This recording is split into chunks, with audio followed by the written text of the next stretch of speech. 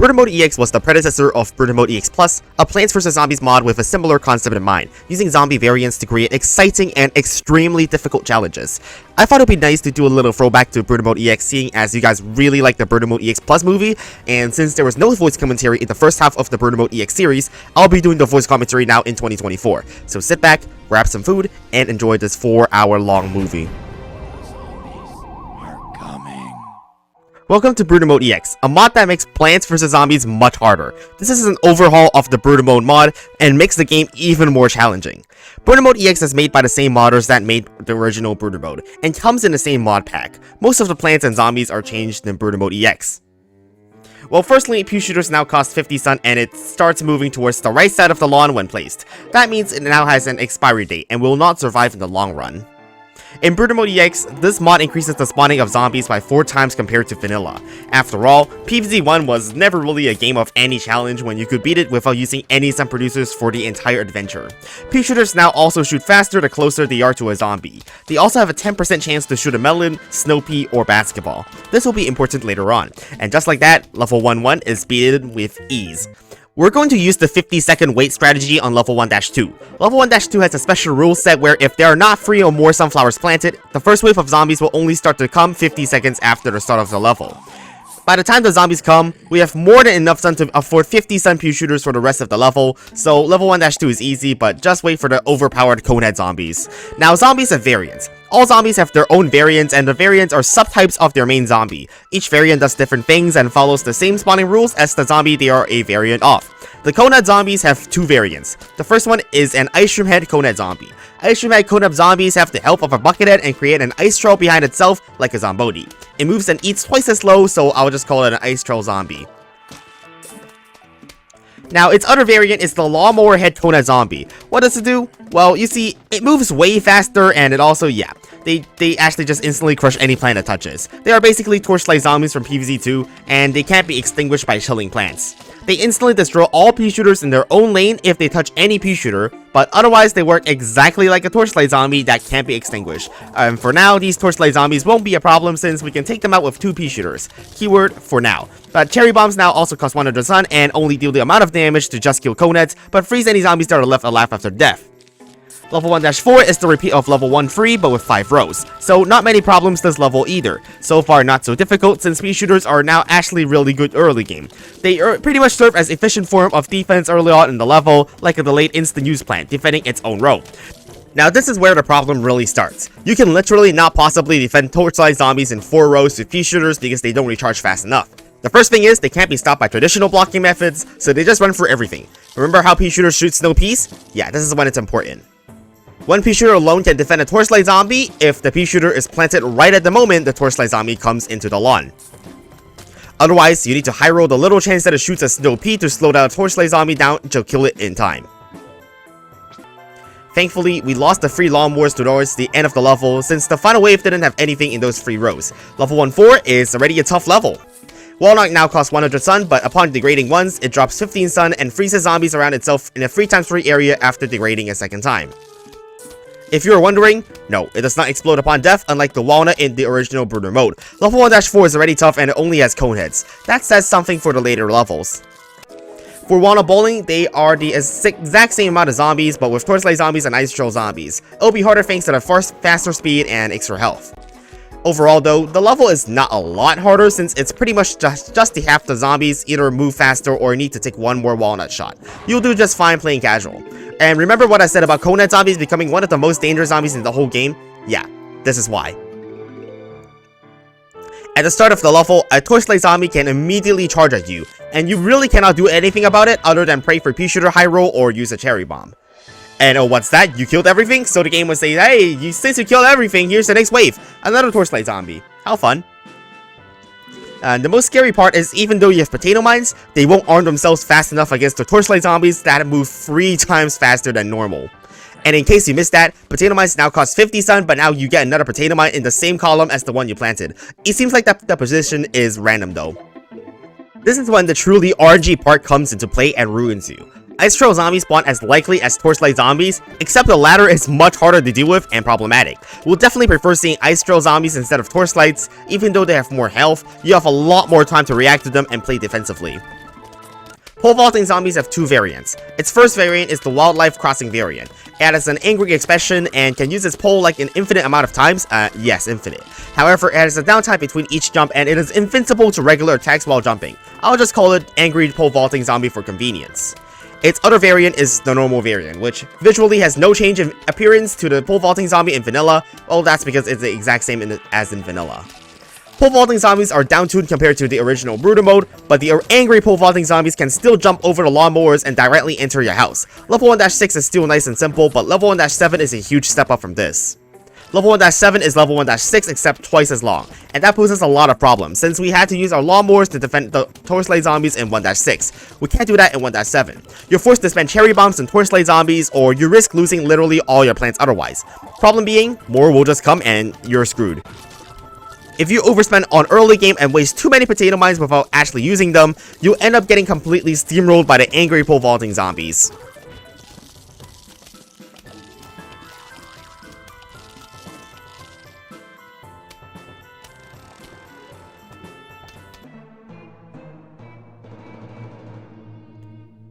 From now on, pretty much every level will have several amounts of restarts. First of which, you need to game to not immediately send 2 torchlight zombies at once. The more Astro zombies, the merrier. You can easily plant potato mines to kill them at a very low cost. You also need to high roll on which row your second potato mine will be in.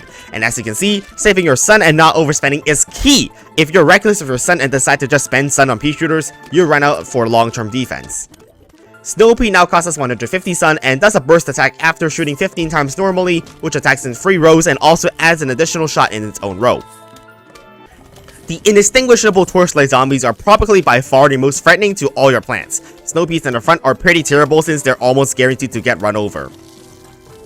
Perhaps one of the greatest consequences of torchlight zombies being in every level is it straight up invalidates any sort of defensive wall plant. Without overspending in the early game, the rest of the level is pretty easy.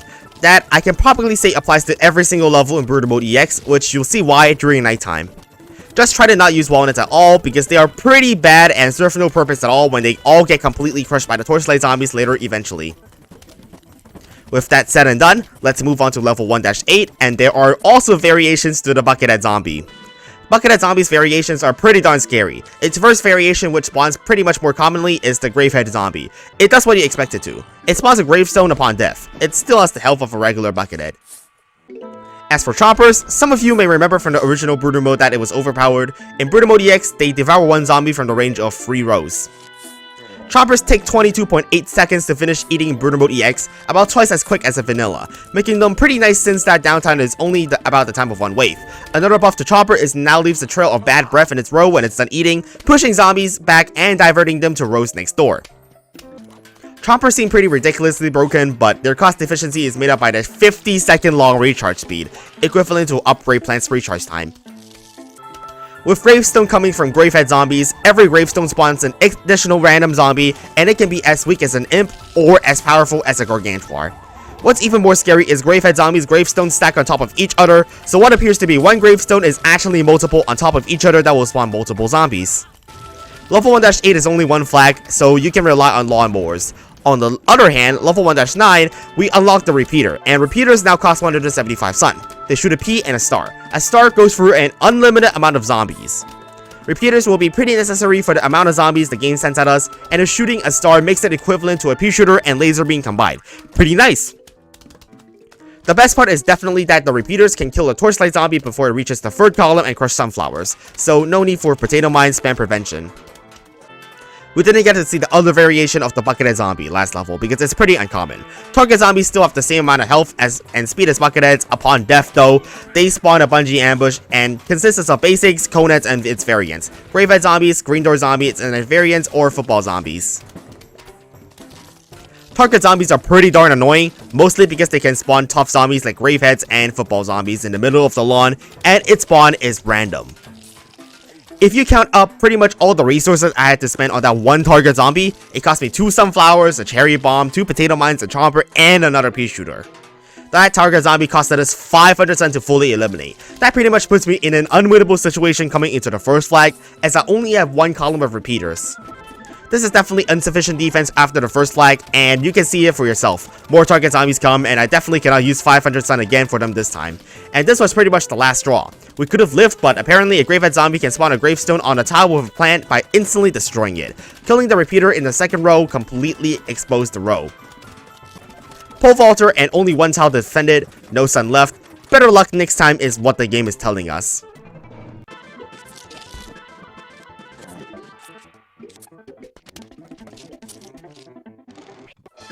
I figured out that you need to plant potato mines 6 tiles in advance to kill torchlight zombies, so I was able to get past the early game with this. Things have changed. Switching chompers to snow peas ensure zombies stay back, a column of potato mines to prevent any graveheads from getting too deep in. With snow pea and repeater spam, this level should no longer be a problem as they will clear out everything with ease. Level 1-10 is pretty easy thanks to the buff repeaters, which invalidate most of the problems that come with extra zombies that are sent. It's nighttime and we now need to deal with the newspaper zombies, which yeah, you can see where this is going. Puff shrooms are unchained from vanilla, so we can stack them up. However, no amount of puff shroom will stop a Buckethead newspaper zombie. Just dig them up all to prevent the newspaper from being destroyed and just use a potato mine.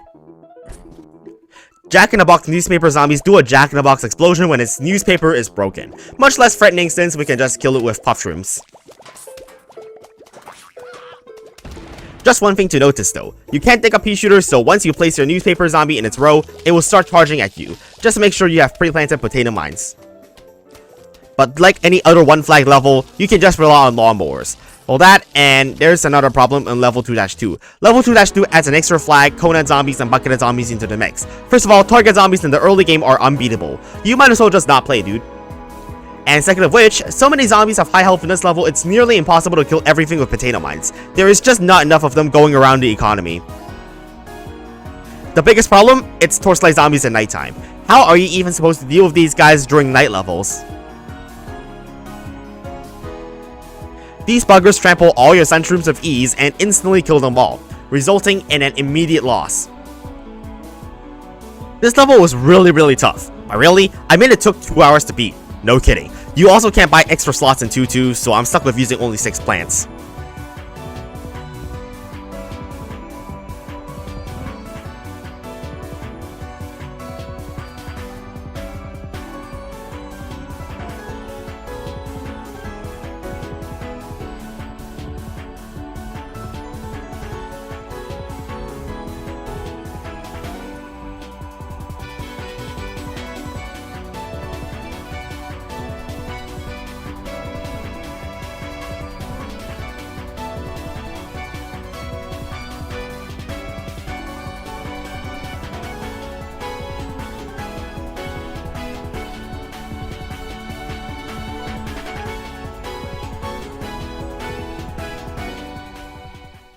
I thought I had beaten the level on the 14th attempt, since I managed to keep everything at bay with chompers and repeaters. Little did I know, you can't lose any mowers to win.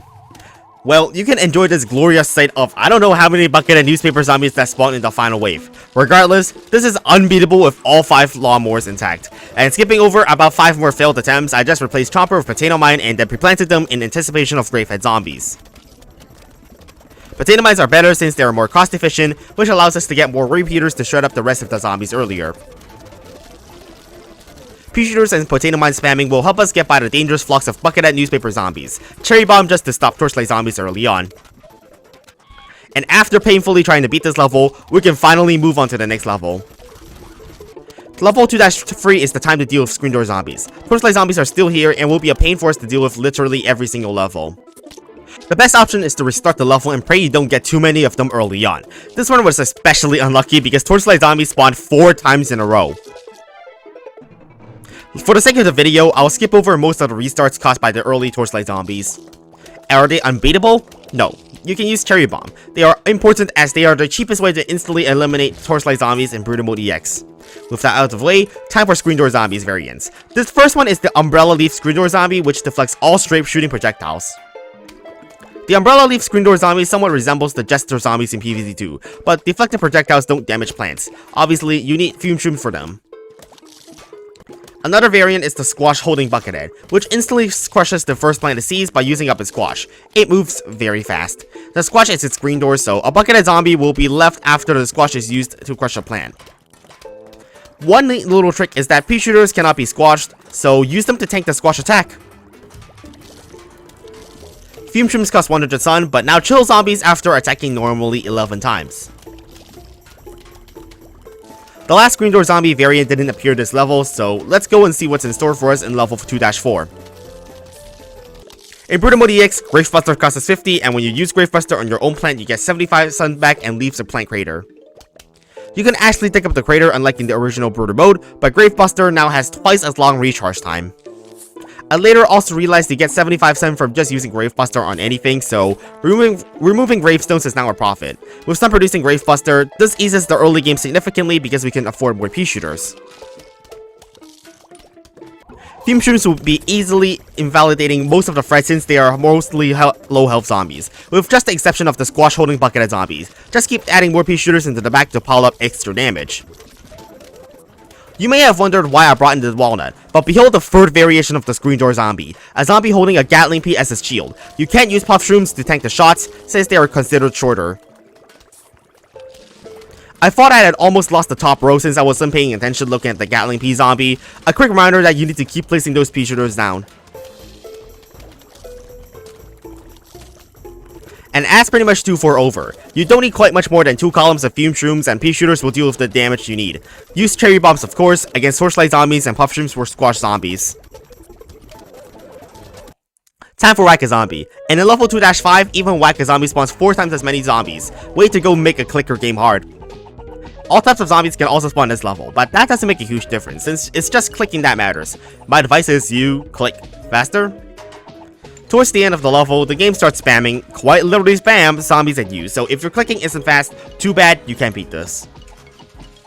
You can use an auto clicker if you don't want to hurt your fingers to beat this level, but it is definitely possible without, as I did it without using one here. Towards the end, you do just have to admit defeat in some rows and use up some lawnmowers, but that's level 2-5 complete. I was able to afford the 8th slot already by level 2-6, since we got so many coins from playing level 2-2 over and over again. And time for Football Zombies. Football Zombies are still the same as in vanilla, but can move to adjacent rows after eating a plant. The best solution is to not solve it with puff shrooms. Hypno Shroom basically works the same, but for some reason, hypnotized football zombies move and eat faster. Hypno Shroom is otherwise unchanged for vanilla. As usual, you can't really answer the football zombie with raw damage, but chompers do devour them just in one go. Skipping to level 2-7, because it's essentially the hard version of level 2-6 and Scary Shroom now costs 0 sun. You probably missed that, and here's what happened again.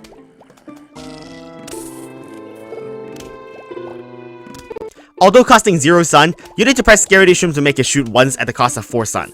What does it shoot? Spores. Yes, puff shroom spores, but you have to pay sun. It can shoot other things like snow peas and stars at random, but even just killing a basic zombie takes 40 sun for a Scary Shroom. Basically, imagine magnifying grass, but really fucking bad. The damage it does is pretty pathetic, and the fact that it needs to keep clicking it means you can't really do anything else in the other rows while playing a clicking simulator.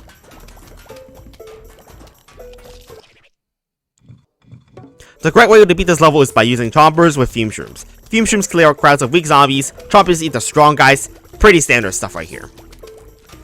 Then again, Hypno Shroom is used here because it's the only method to instantly kill a football zombie other than using chompers, so it will be pretty handy throughout the level. It's pretty easy to the point where Gatling Pea zombies are spammed at you, and you don't have many options than other than using your instants. Thankfully, pea shooters are immune to Zombani peas on top of them being immune to squash zombies. You have to be pretty careful this level since relying on lawnmowers on the final wave now requires you to dig up your plants to make sure football zombies don't change rows. Time for level 2-8. Let's see what the dancing zombies can now do in Brutal Mode EX.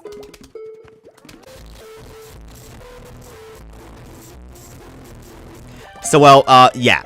Its first variant is one that can just outright walk past all your plants and ignore all of them to rush to your house directly. The angry dancing zombie is pretty insane. Thankfully, you can use an ice shroom to halt it in place and stop it from before reaching your house. They have the same amount of health, so it will take a long time to kill them with puff shrooms and whatnot.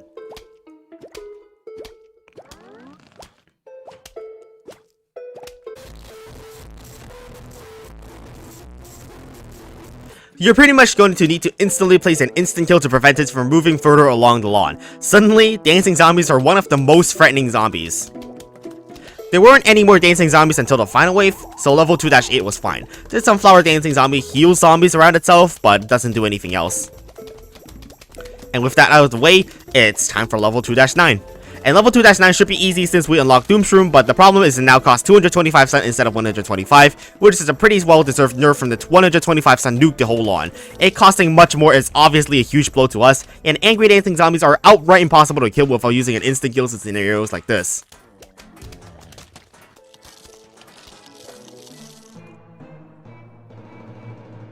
I switched out Repeater for Ice Shroom for extra stalling, but apparently the third variant of Dancing Zombie, which is the zombie holding zombie, falls out all ice across the lawn. At this point, it's already been like 5 attempts or so due to the constant restarts to Torchlight Zombies, and this level is really difficult and tough.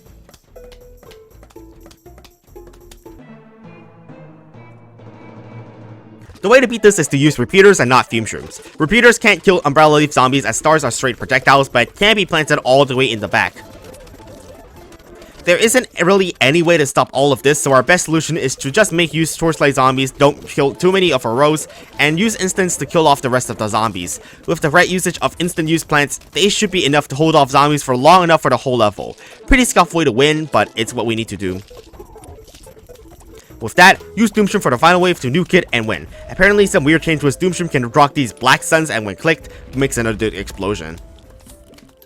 They seem like Doomshroom explosions, but from what I've seen, they're just 3x free explosions that make a crater.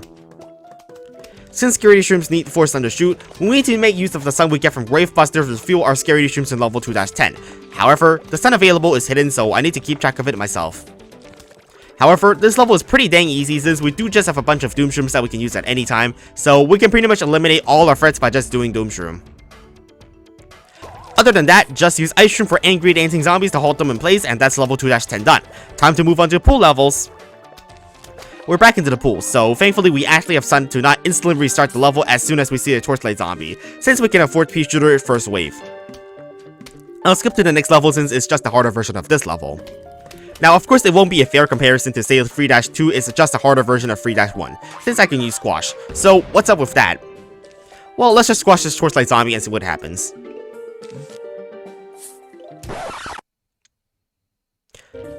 Well, you see, Squash can't even kill a Conehead zombie because what it now does is just kill off 50% of the health of a zombie, and it can do that twice. It does a minimum amount of damage to kill a basic zombie by using both jumps, but that's literally it.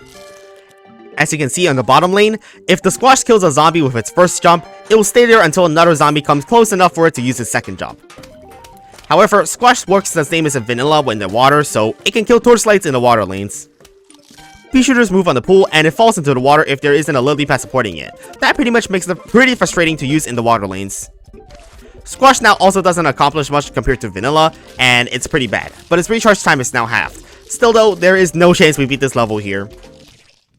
Noisy Squash ended up being better, and I switched it out for Cherry Bomb. Otherwise, this setup should kill the zombies pretty easily, with Repeaters killing all Coneheads and under. And yes, Graveheads also make gravestones in the water. On pool levels though, gravestones do not spawn any zombies in the final wave, so we don't have to deal with the obligatory hell of level 2-2 was. And so far, not so bad, so let's move on to level 2-3, where Free Peters now shoot snow peas instead of regular peas while only costing 25 sun more than in vanilla, making it a way better alternative to snow peas. And there is only one type of snorkel zombie, and it now has a lily pad as its head. What does it do? Well, yeah, it summons a pool ambush when killed. Suddenly, the pool lanes just become a lot more dangerous and much more threatening. I suppose I didn't notice that the Torchlight Zombies on the ground to deal with the Snorkel Zombie spawned in the water, so, oops, I suppose? Naturally, we just have to spam a load of Repeaters for that juicy piercing star damage that would be very useful at clearing out the horde of zombies in the water. I mean, they're kinda broken, overpowered, but I'm pretty sure that's just necessary for these levels to be possible if we see how many zombies spawn. Tango Kelps now cost 0 and makes these color the sun when they kill a zombie. The type of color sun they drop depends on the zombie that is killed. It took some time to notice that was the case, and here I made a table for what happens when a certain zombie is pulled. One issue here is that Snorkel Zombies also spawn Graveheads, so the Gravestone spawn rate is faster than the recharge of Gravebuster, becoming quite the problem. Target zombies also spawn from the snorkel zombies as they're a buckethead variant. So we have zombies that spawn zombies which spawn even more powerful zombies. Christ. It's also noteworthy that pea shooters in the water lanes can move across gravestone tiles without falling into the water. This artificially high spawn rate of zombies in the water is pretty ridiculous. You can't even plant any new plants to help out. This level ain't pretty, since it's basically an entire RNG shitfest. Pray snorkel zombies don't spawn too much or else you lose the zombies in the water, praying those that aren't target zombies.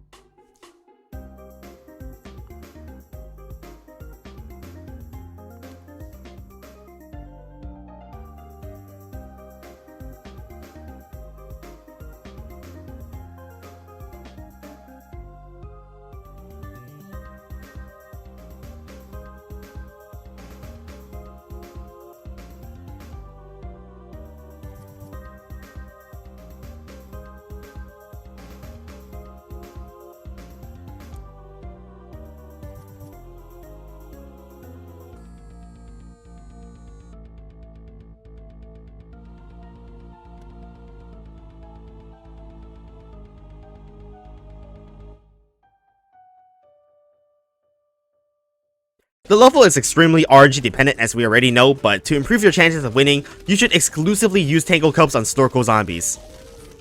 The screen-wide stun is even worth digging up a repeater just to buy time and let repeaters thin out the waves a bit before more zombies come. If you somehow beat this level, congratulations, because this was ridiculously brutal with all the Gravehead zombies spawning in the water lanes.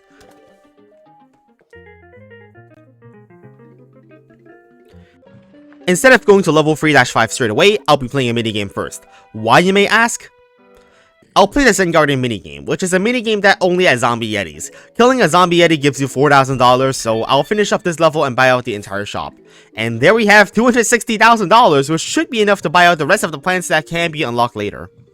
Back to level 3-5, and this one is actually really tough because of moving pea shooters, meaning you won't have any long-term defense. Plus, snorkel zombies are still here, and it gets pretty brutal. With torchlight zombies in play, the best you can just do is to hope that you get enough cherry bombs to blow out everything since walnuts are essentially useless against torchlights. Pretty much you're gonna have to use up all your lawnmowers to beat this level, and pretty careful management will need to be made to beat all the torchlight zombies.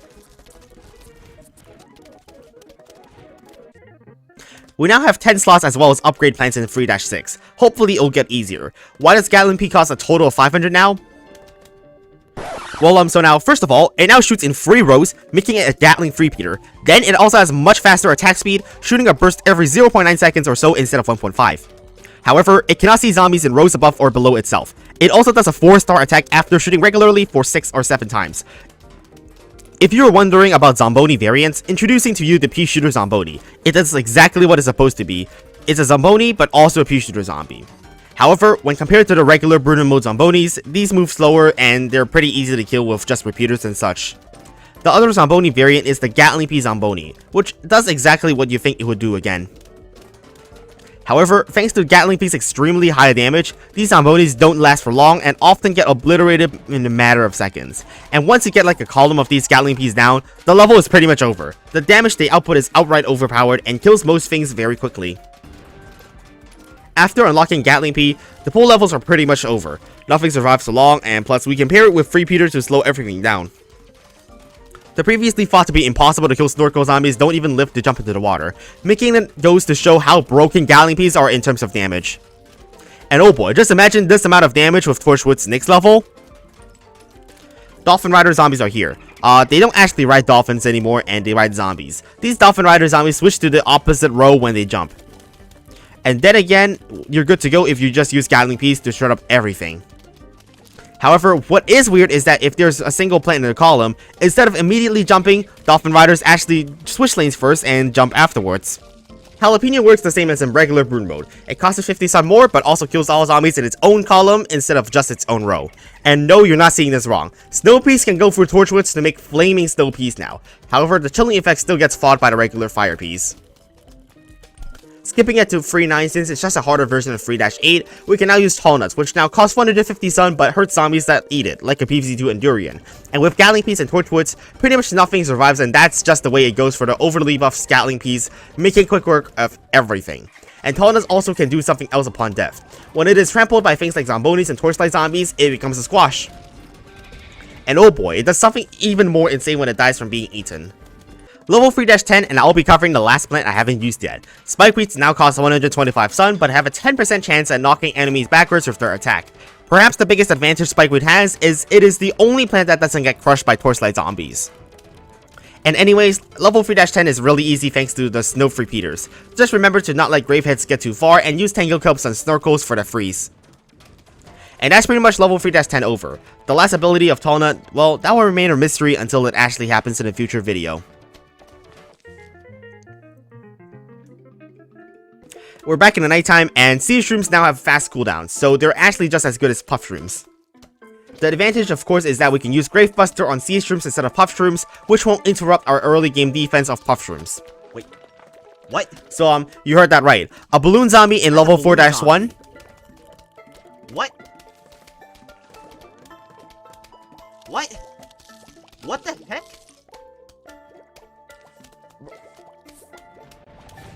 What? What the heck is that? That is, in fact, one of the Jack-in-the-Box's variants. It is completely invisible to all plants and walks straight past your defense, including your lawnmower. Jack-in-the-Box zombie just... Okay, well... Yep, this is balance. Balance IMO. The other variant of the Jack-in-the-Box zombie is the normal variant, but now instead of exploding randomly, it explodes when it is about to get killed. I think Jack-in-the-Box That's the same as that original Brutal Mode Jack-in-the-Box zombie, and its explosion can be prevented by freezing it or using an instant kill on it. Level 4-2, we unlock Planter, and if you thought it wasn't busted enough in the original Brutal Mode, here it's even more busted. First, one Planter removes all fog, thus a 3-second stun when placed, and it also shrinks all zombies. Shrunk zombies do not have less health, instead it moves slower. Yes, you heard that right. Permanent slow, at the cost of 25 sun. This plant is totally not overpowered, and the major advantage from slower moving zombies is of course, slower moving Torchlight Zombies. With them moving slower, this means that just 3 Puff Shrooms will be able to take them out. And although this level does have football zombies, we can use jalapenos to take multiple out at the same time.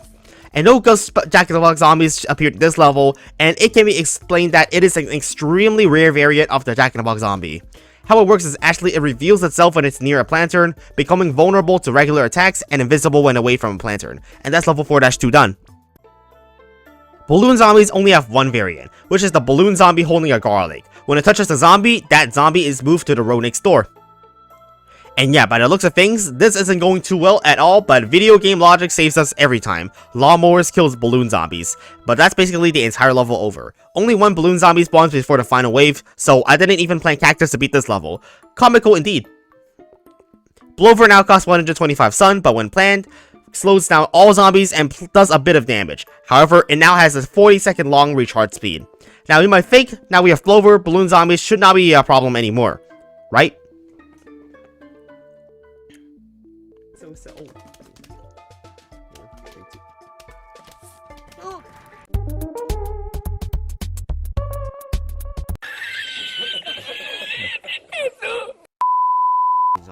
Well, with the fact that Blover only sometimes kills balloon zombies, we're forced to use Cactus. Well, firstly, Cactus now shoots much slower, but shoots a burst of 3 every single time. And as you can see, balloon zombies, instead of popping and dropping to the ground, they now just take multiple Cactus shots and always float above your plants. Seems like it takes 6 Cactus shots to kill a single balloon zombie. However, Cactus now has a slow recharge. Cactus also has a small chance of knocking zombies back with its spikes, and this chance increases the more zombies there are in its own row.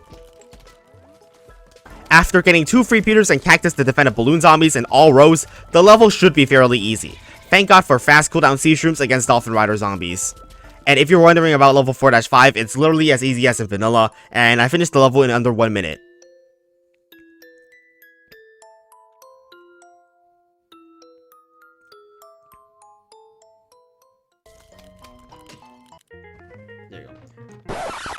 Editing RCCH here. I just found out that I somehow lost the footage for level 4-6, so I'll just skip to level 4-7, which is the hard version of 4-6.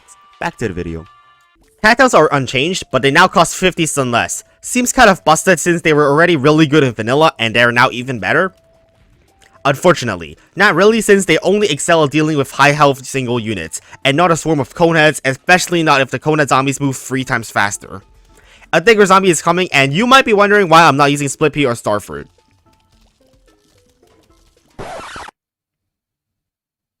And that's right, that's because Digger zombies now eat all plants when they're underground and then pop up on the 4th column instead.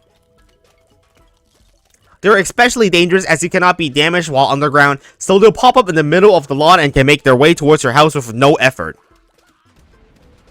Fortunately, they can be completely stopped by using a cherry bomb while they're underground. That's why Split Pea and Starfruit will not be useful at all, since Diggers don't even come up from behind and attack in the front, so regular straight attackers will do just fine. With level 4-7 out of the way, let's see what Pogo Zombies have to offer.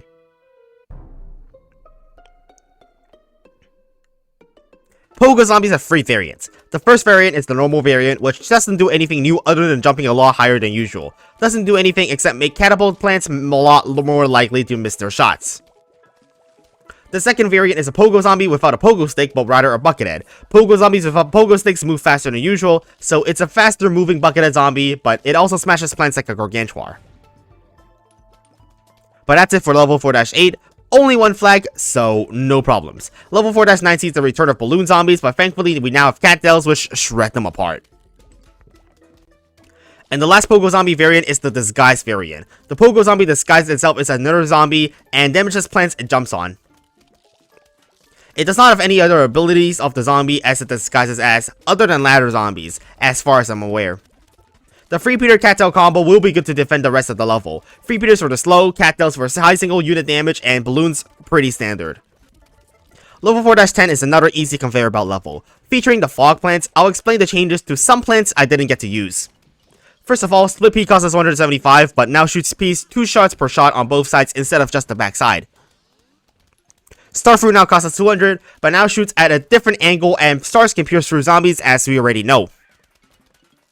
As for Magnet Shrooms, it costs us 125 sun, but now removes all metal objects from the whole screen once every time after removed 5 metal objects normally. Pumpkin is also changed, but it will be better explained on roof levels. Now let's move on to level 5-1. And time for Bungee Zombies. Surely they can't be that bad, right? The roof levels in Brutal Mode EX are a major difficulty spike after the fog levels. First of which, of course, Torchlight Zombies are still here. Problem being, pea shooters no longer move when placed in flower pots and don't gain its attack speed when close to zombies. This means we no longer have any reliable way to cheaply defend off a Torchlight Zombie, other than praying a pre-planted potato mine can kill them. And yes, you saw that right. You can now upgrade a flower pot to a cattail in Brutal Mode EX. Granted, its spikes are still blocked by the roof ramp. What's the problem? 1 Torchlight Zombie and you're dead. No roof cleaners, can't plant more flower pots. And so you gotta plant all your potato mines. Seems pretty nice and easy, right? But oh, your flower pot dies when a potato mine activates on a Torchlight Zombie. But I swear, this isn't even the most bizarre difficulty of roof levels. Cabbage pots now cost 125 sun, and I want you to look at this basic zombie in the bottom row and see how much damage Cabbage pot does.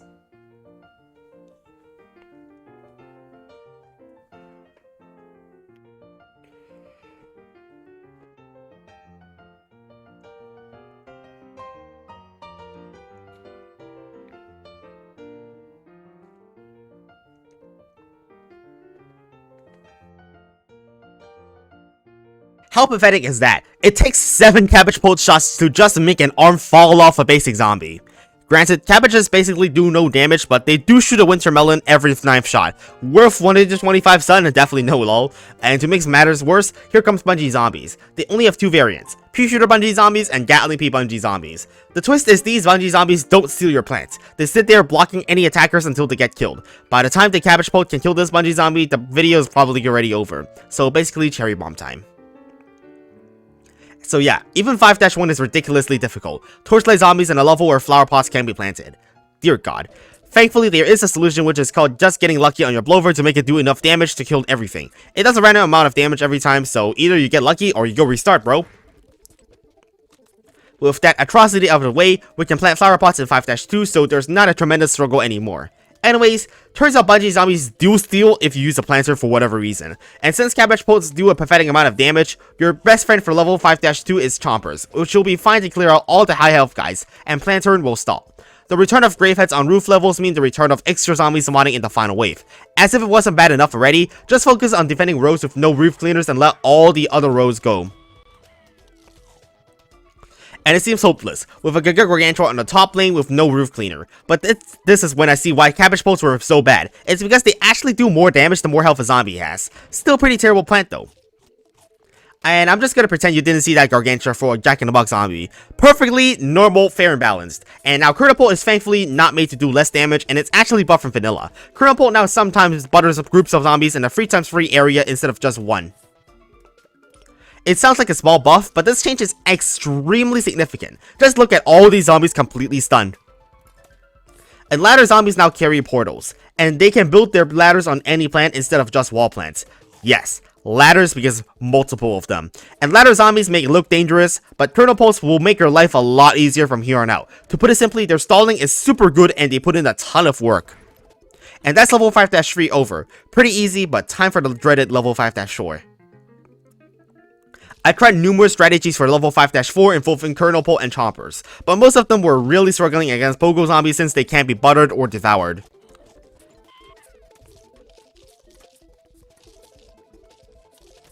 Now you may be wondering, wouldn't pumpkins be a lot worse than Bruno Mode EX if Torchlight Zombies exist?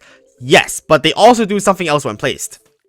When you place a pumpkin on a plant, it halves the recharge on that plant, makes up for the defensive plants being pretty horrible against Torchlight Zombies. Granted, extra choppers kill more football zombies, but don't really do anything in stopping the Pogo Zombie, which we are the ones sneaking by our defenses right now.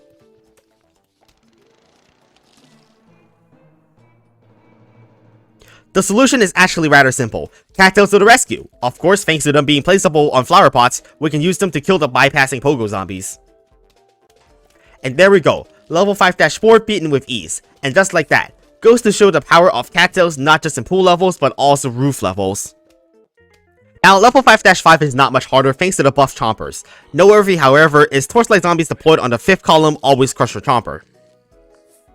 Other than Torchlight Zombies being a problem, there are of course tons of gravestones. This means mandating roof cleaners for the final wave again. Now, isn't this a mess of zombies beautiful? Quite fair indeed.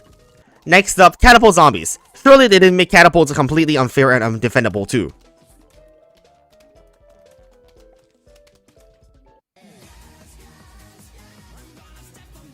Firstly, yes, hyperspeed attacking catapult zombies. Second of which, they now target the front instead of the back. Well, this is certainly quite the moment here because all my cattails are in the front, now completely exposed to the catapult zombies' shots.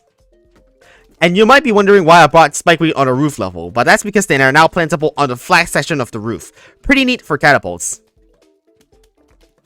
They may be useful, but that can be problematic thanks to the ice troll zombies. Their ice trolls prevent us from placing Spikeweeds, so they're not necessarily the key to the lock.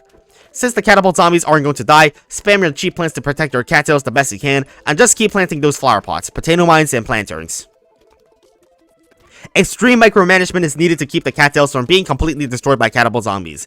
Thankfully, Kernel Pole's butter will stop their attacks.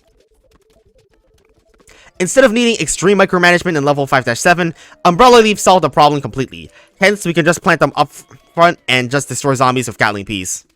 However, since catapult zombies shoot much faster, they also run out of basketballs faster, meaning they can start rolling over your plant sooner. So, Gatling Pea spam isn't exactly a free win since you still need to be careful. And also, Bungie zombies start shooting their peas when up in the air, and they can only be stopped when the Umbrella Leaf deflects it. So they always get free damage on all your plants. And there we have it. And that is of course meaning we are going to move on to level 5-8, and we unlock the 125 Sun Marigold. Marigold now has actual strategic value. It produces random colored suns that have different effects. This blue sun is the effect from using Tango Cup on a Snorkel zombie. It freezes the entire screen. That seems kind of overpowered, right? But Marigold has a slow recharge to offset its strength. Well, of course, it can also produce black suns, which, if you remember what Doomshroom does, yeah, oops. Clicking on that black sun will self-destruct the Marigold, causing a Doomshroom explosion which leaves a crater. Definitely not worth it to use the black sun most of the time. It also makes green suns, which just give 75 sun, and red suns, which have the recharge time on all plants when clicked. Gargantuars have the same amount of health as before, so Gatling Peas will do great at whittling down their health pretty quickly. There are two Gargantuar variants. The first one is much more common, the Doomshroom Gargantuar, which just leaves a crater behind after smashing a plant, like a Jurassic Rock Puncher. Well, in reality, these Doomshroom Gargantuars aren't that much bigger of a threat compared to regular Gargantuars. The Cherry Bomb Gargantuars, on the other hand,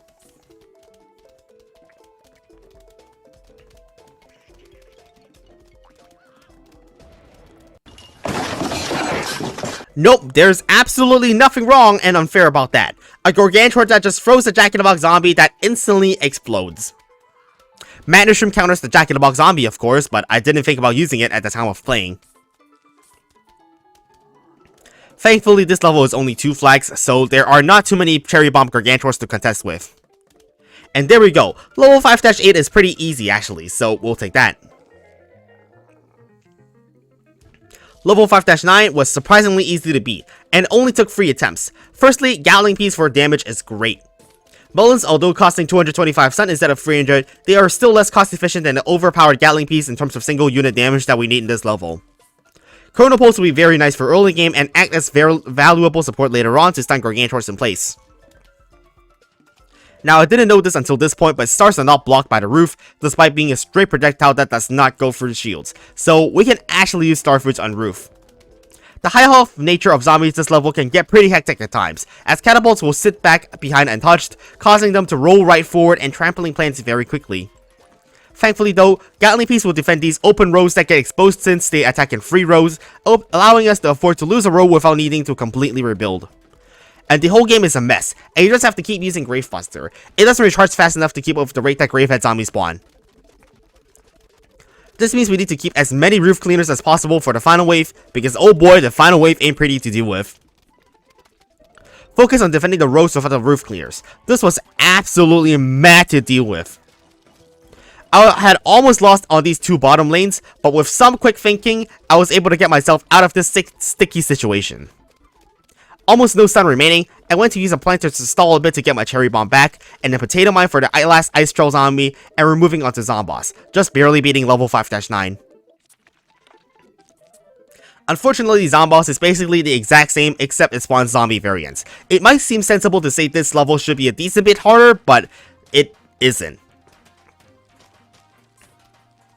Remember how Cabbage Pult now does more damage to zombies with higher health? That's right, because Zomboss has such a high amount of health, Cabbage Pults are doing extreme damage against it, making it relatively easy to take down. Look at how much damage we just did in 1 cycle of Zomboss. We took away about 20% of its health, without even using Jalapeno. Rewind the video for yourself if you want to see the health difference. Thanks to our Cabbage Pults, which suck for basic zombies, they will end the Zomboss fight in just about 4 to 5 cycles of the Zomboss. Pretty nice and easy end to adventure. And that was honestly pretty disappointing that the Zomboss fight was just really not that hard at all. And that's it. Let's go claim our Sunflower Trophy in celebration of beating Adventure Mode in Brutal Mode EX.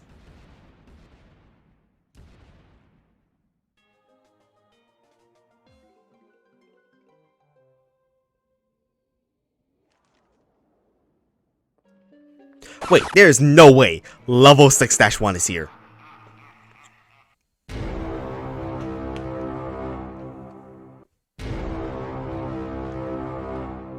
First, yes, we're on Night Roof now. Night Roof is a series of level extensions in Brutal Mode EX, most of them being much more difficult than all previous levels.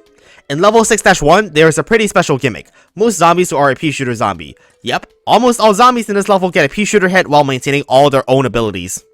And now this Gramophone Pea Shooter Zombie is one of the new introductions of Night Roof. It's a Pea Shooter Zombie, but it holds a screen door. That's pretty much it. A screen door means it's impossible to kill with puff shrooms. We're forced to kill it with a Potato Mine, and since we can't afford our attackers early on in this level.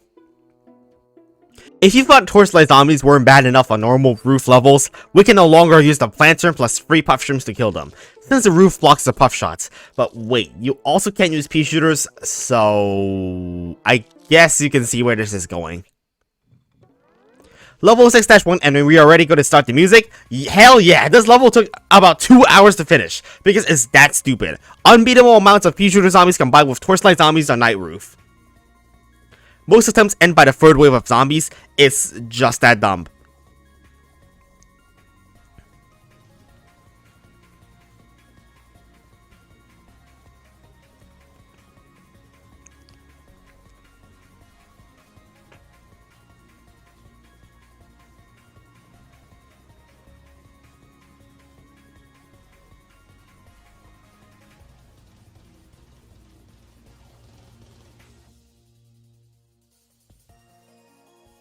Attempt 6. This is when I start using a technique, which I call lane picking. I use puff shrooms to clog up rows I don't want my second potato mine to be in, to make use of them more effectively. This was by far my best attempt so far, and I tried hypno shrooms and squash doesn't kill zombies, but I was still pretty far off from winning.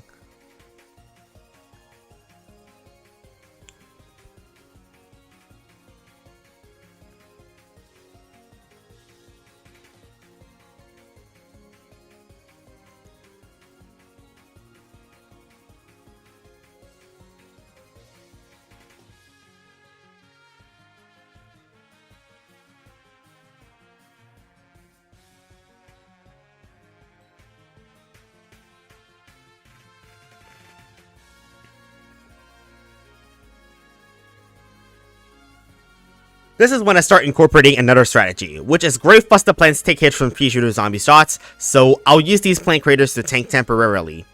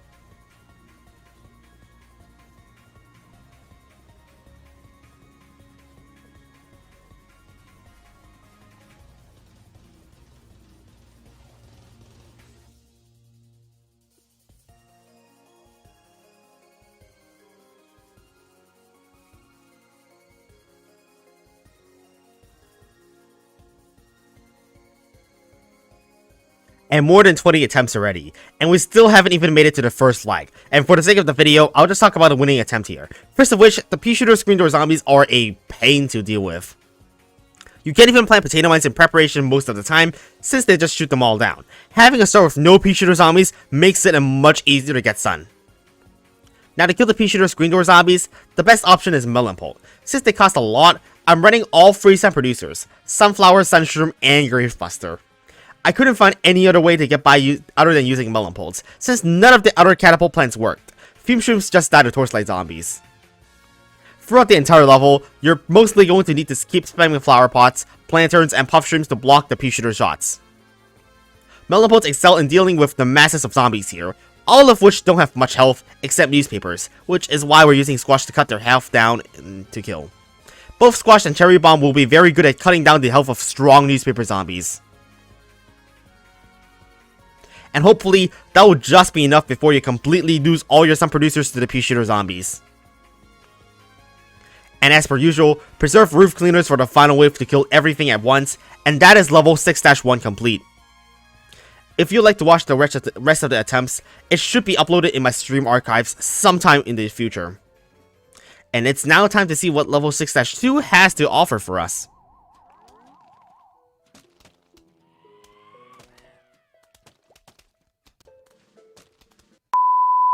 Okay, yes, I forgot bungee ambushes also spawn in rows where roof cleaners were just used, so that was a bust, but 2 columns of melon posts will sure secure in a win. So this time, we sure beat the level because we had all the roof cleaners standing for the final wave. Finally! Level 6-2 ain't easy, but at least we don't need to deal with the pea shooter zombie this time. There are pole vaulters, catapult zombies, and balloon zombies.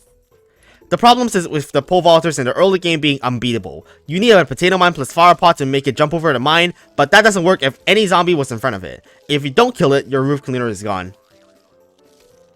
From the looks of things, this is going fantastically well, I must say. We're definitely going to beat this free flag level. We have an insanely good board right now, and we'll be for sure fine. Now, restarting will be a common thing, but let me answer first. Why am I not bringing any balloon zombie encounters? The answer is I am. Millipulse can now detect and damage balloon zombies, so we don't need to bring Cactail, Cactus, or Blover. Not like that balloon zombie dying even matters since we're dead to torchlights again. And if you thought level 6-1 was bad enough with the pea shooter zombie spam, this level might be just as bad. Pole vaulting zombie spam is an absolute pain. This level took 2 hours to beat again. This is a recurring trend in World 6. It's just that you have to keep restarting a level to get a good start and not get completely screwed over by the early game.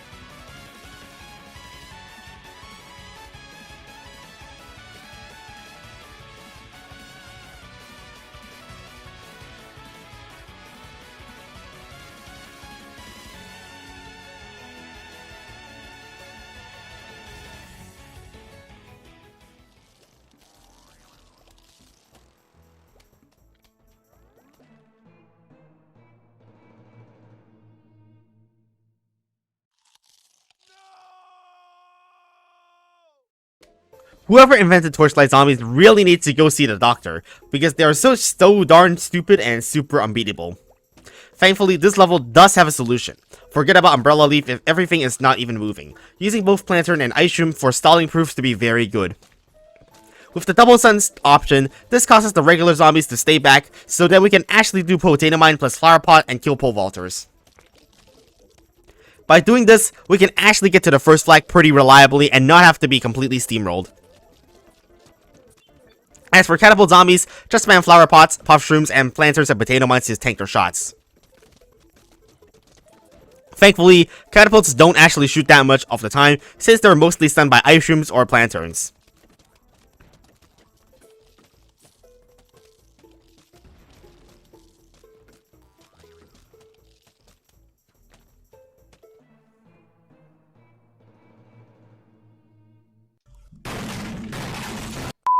It was all going perfectly to plan.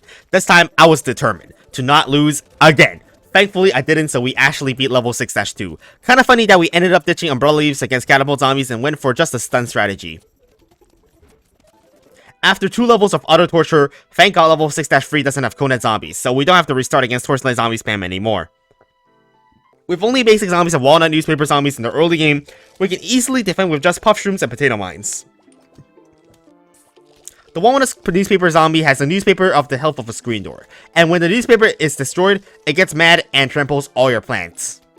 Screen door zombies return, meaning we have to bring defensive plants to block their shots. Walnut is overall the best, since they actually have a faster than usual recharge. Since Torchlight Zombies are no longer here, that means wall plants can actually be used and don't just instantly die every other wave. Zombonis arrive after the first flag, but they move slow enough so we can use a Potato Mine and kill them, or just Doomshroom. This level is when the Shovel Squash Zombies are introduced. They instantly crush the first plant they see, leaving a crater. They have a hidden screen door and a Buckethead, so they are not really possible to kill. The game pretty much spams infinite Squash Zombies at your defense after the first flag, so your best bet at just not dying is to stall for time, and then Doomshroom later. Gatling Peas are futile. Don't try to use damaging plants to kill these guys. It's really not possible. If you're asking me how I survived, I didn't. I lost to the final wave bungee ambush again. I tried using the Ice Shroom Planter and Cycle strategy again, and it seems like an extremely effective strategy, since that actually allows for time to get Doomshroom back. And there we have it. In comparison, this level was way easier than the previous two. Thankfully, we didn't have to restart 90% of the games due to the Conehead Zombies. Level 6-4 sees the return of Conehead Zombies and Pole Vaulters. Thankfully, I was able to proceed through the level on the second attempt as Torchlight Zombies came in late. Football Zombies are also here, but they're actually one of the easiest zombies to kill since you can just use a single stun and a potato mine will clear it out.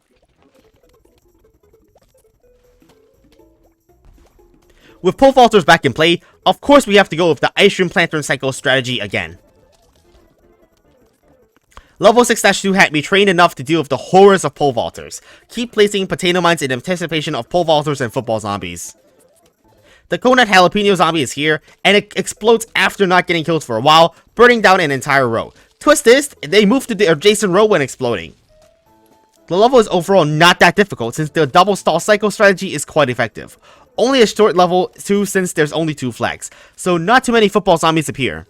To beat the final wave with roof cleaners, dig up all the plants, since football zombies will change lanes or pole vaulters might jump over your roof cleaner, just to be extra safe. Finally, we have beaten the level without much trouble and we can get over it. Level 6-5 and we're somehow now in the Zen Garden. Oh yeah, this isn't a conveyor belt level and we only have 6 seed slots to use in a choose your seeds level. Instead of having a shovel, we have a gardening glove. We only have 6 slots but we can move plants around. A micromanagement intensive level. Gatling Peas will make the early game significantly easy, and it is pretty nice since Gatling Peas can attack zombies in adjacent rows. Now this easy early game should make the level nice and easy, right? And yes, Umbrella Leaves reflex Zomboni Peas. Pretty handy for Gatling Pea Zombies in the level with Catapult Zombies. And pretty conveniently, we need to bring Melon Pole to counter Umbrella Leaf Zombies, and also Balloon Zombies.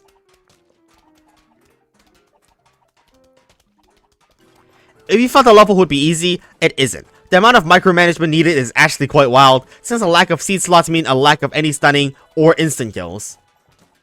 Squash Zombies and Umbrella Leaf Zombies keep demanding a change in positions of Melon Poles, Sunflowers, and Umbrella Leaves. Gets pretty tough when you forget to move your Umbrella Leaf and end up killing your own plants.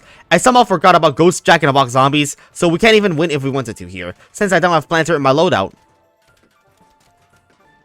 I somehow screwed up the second time by using Planterns and not losing them all, so I guess, oops. And this is what I mean by this level being difficult. Not actually unfair. Watching this back, I should have moved my plants away from the Jack-in-the-Box Zombies explosion. This one single mistake means all my plants that were supposed to protect my Melon Poles died, so we ended up getting steamrolled by Squash Zombies and Catapult Zombies. It's not like that may have mattered much. Gatling Peas are pretty much mandatory if you don't want to lose to Angry Dancing Zombies, since the Melon Poles do too little damage. Switching for Gatling Peas ended up working perfectly, as well as just going for full columns of Umbrella Leaves to not worry about Gatling Pea Zombies at all. And we're back in World 6, and this time the gimmick from level 6-1 is back, and this is a level where all zombies have a pea shooter head. Oh hey, there's no Conehead Zombies though. No Conehead Zombies, the level should be easy, right? Wrong. Without Conehead Zombies, this means that more pea shooter zombies spawn, because that's the only zombie that can spawn in the early game now. And I'm not exactly sure what's worse, this or just Torchlight Zombie spam. Both are pretty darn bad since they both demolish your plants completely.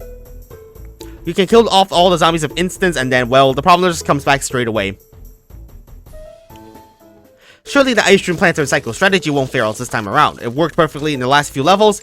Oh wait, yeah, no. Dancing Zombies are here, so we can't use Ice Shrooms.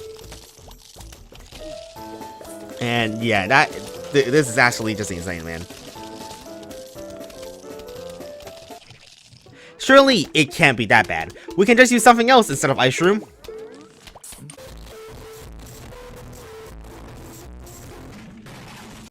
They managed to make a zombie that ignores all plants even stronger, so it now shoots down all your plants and then walks through them. Absolutely fair. Star fruits pierce through all zombies, so they might have been the answer, but piercing through zombies does not mean it pierces through shields, so that's a bust.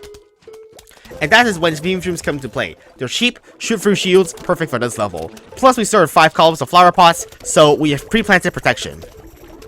Several of them might be enough to hold off the zombies until we can afford a melon pot or anything else for that matter that does good damage.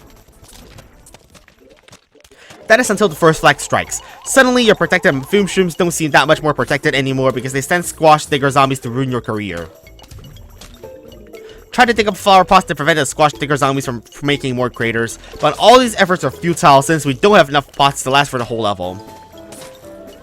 And pretty soon you'd realize how stupid of a level this is because everything is designed to make you lose all your frontline plants, and then pea shooter zombies shred the rest. And there you have it, another level of quite the impossible difficulty. Another Kaizo tier level in Brutal Mode EX? Yes, the infinite pea shooter zombie spam in the early game is incredibly difficult to get by, paired with dancing zombie support. You just need to pray that the angry dancing zombies don't come too much, since they are a guaranteed roof cleaner used. And just like level 6-1 and level 6-2, this took me 2 hours to beat. Oh boy, these Brutal Mode EX levels are actual hell.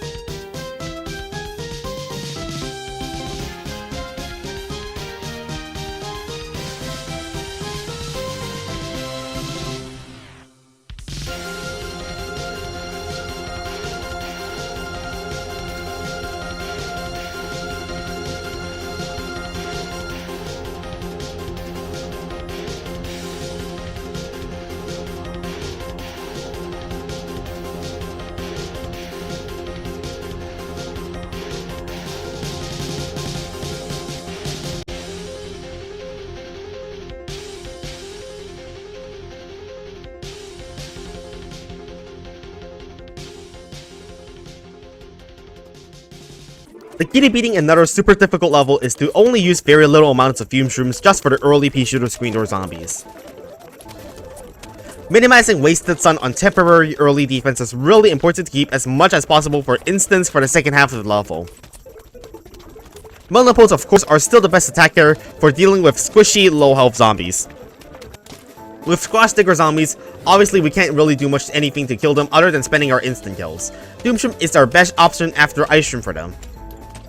The Doomshroom rework is actually probably beneficial here since we can Doomshroom 2 different waves, avoiding the limit of seed packet recharge on instants. And when the instants are recharging, we need to time and dig up flower pots to avoid squash diggers from creating more craters. Craters are only made if a plant is crushed. And well, the process repeats, and just keep using Gravebuster on puff shrooms for extra sun. Spraying angry dancing zombies don't come at all for that matter. This defense should be enough to just last to the final wave for the roof cleaner finish. Hopefully you can use your melon pulse to defend for about a few more waves to stall until you can use your Doomstream again to clear out zombies. Another extremely tough challenge finished in Bruno Mode EX. And we do a classic roof cleaner finish on the final wave, and that's level 6-6 done. And let's take a moment and appreciate the amount of peas that are getting shot out of our plants here. Level 6-7 is catapult zombies, zombonis, screen door zombies, balloon zombies, pole vaulting zombies, and ladder zombies. No pea shooter zombies or coconut zombies though. Silly me thought I could just get away by not using potato mine this level since there's nothing other than basic spam in the early game. And oh wait, yeah, these guys again. Very well, place potato mines behind puff shrooms for an easy kill and then save up for melon potes and use the rest ice shroom planter cycle style strategy to beat the rest. And oh yeah, by the way, not having an instant kill plant like Doomshroom or Jalapeno really hurts for not being able to eliminate the big threats off the board quickly. I ditched Sunshroom since we didn't need the spam ability of it in this level. Just Sunflower will do just fine because the early game is a free pass. Doomshroom is better to be used. Just playing a lot of potato mines. They are so good in this level, especially for the screen door squash zombies and also the zombonis which move at snail speed. And this relatively short level will not be much of a problem with just a bit of stalling and Doomshroom. That's pretty much how level 6-7 is beaten. Nice and easy. Level 6-8 has a Buckethead Gatling Pea Zombie. With newspaper zombies and walnut newspaper zombies in play, it's better to use kernel pulse to make sure these newspapers don't break. Potato mines should be just fine to instantly kill these newspaper zombies. Pretty nice and easy early game again, because there are no coconut zombies. Using kernel pull with the ice shroom planter stall cycle strategy is actually really effective, halting zombies in place to get a very big Doomshroom at once to kill the whole board. And by the way, do you remember Bruno Mode EX Gatling Peas? Well, yeah. Twist Gatling Peas attack like a Bruno Mode EX Gatling Pea, shooting 4 in its own row and 2 in rows next door. That, and it also has a buckethead amount of health, makes it an extremely threatening zombie. That is exactly why I brought in Kernel Pole, to stop it from shooting more peas that are plants. Well, thankfully, this is the perfect time to use Tall Nuts because there are no Torchlight zombies in this level, allowing us to block the Twist Gatling Pea zombies for a prolonged duration. With all the stalling, a lot of zombies will be built up on the board, so we can just one-shot it with Doomshroom. Also, the rework allows us to kill Gargantors too. Incredible. And in fact, the 225 Sun Doomshroom nerf might just be a blessing in disguise, considering we can delay or duplicate a Doomshroom's effect for one of 2 waves. Pretty much Ice Shroom will be your saver in this level of just Zombotany Peace, man. Just such a good plan for stalling, man. Win condition is just stall and then Doomshroom. Again, all these zombies have such high health, it's pretty much just a waste of effort to try and kill them with raw damage. That's pretty much the entire level complete. Gargantors weren't even that much of a problem, with the reworked Doomshroom also killing it. And time for level 6-9. Nice. Let's see what's in store for us. Oh no. Torchlight zombies also make a return, so it's going to be a tough early game. However, I did find that if you actually just do Planter plus Potato Mine to eliminate the Torchlight zombie, just in time. But just in time, I mean if I placed that Potato Mine 0.1 seconds slower, I would have instantly lost the game right there on the spot. Bruno Mode EX takes the challenge to a whole other level. In fact, this level is literally just level 6-4 but with extra flag and harder mid to late game. So let's just skip all the way to the even more challenging part of this level. The Tall Nut Newspaper Zombie doesn't actually hold a newspaper, it has the health of a screen door. Regardless if its shield is destroyed, it will get mad and trample all plants. That is basically the same behavior as the Walnut Zombie, but as you saw, the Tall Nut Newspaper Zombie doesn't die to Doomshroom. The strategy to beat this level is pretty much the same as level 6-8, except we use cherry bombs instead of tall nuts because, obviously, Torchlight zombies. There's no possible way I can see this level being beaten with actually using actual damage dealers instead of just killing everything with instant kills like Doomshrooms. No! No! No! No! No, no, no! No, we're so close! Oh wait, we need one more sun. One more sun. Yes! Doomshroom! Yes! No! No, no, no, no, no! The one Torchlight! The one Torchlight zombie, are you kidding me? Come on, man. The one Torchlight zombie, are you kidding me? We would have won the level, oh my...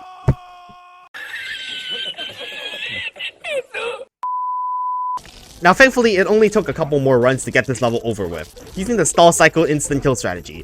Obviously, Cherry Bomb Gargantars can still ruin you, but use Doomshroom. Use Roof Cleaners for the final wave, and that's level 6-9 pretty easily completed. And level 6-10, we are back in daytime. And oh yeah, we also have 4000 Sun, a last stand level I see.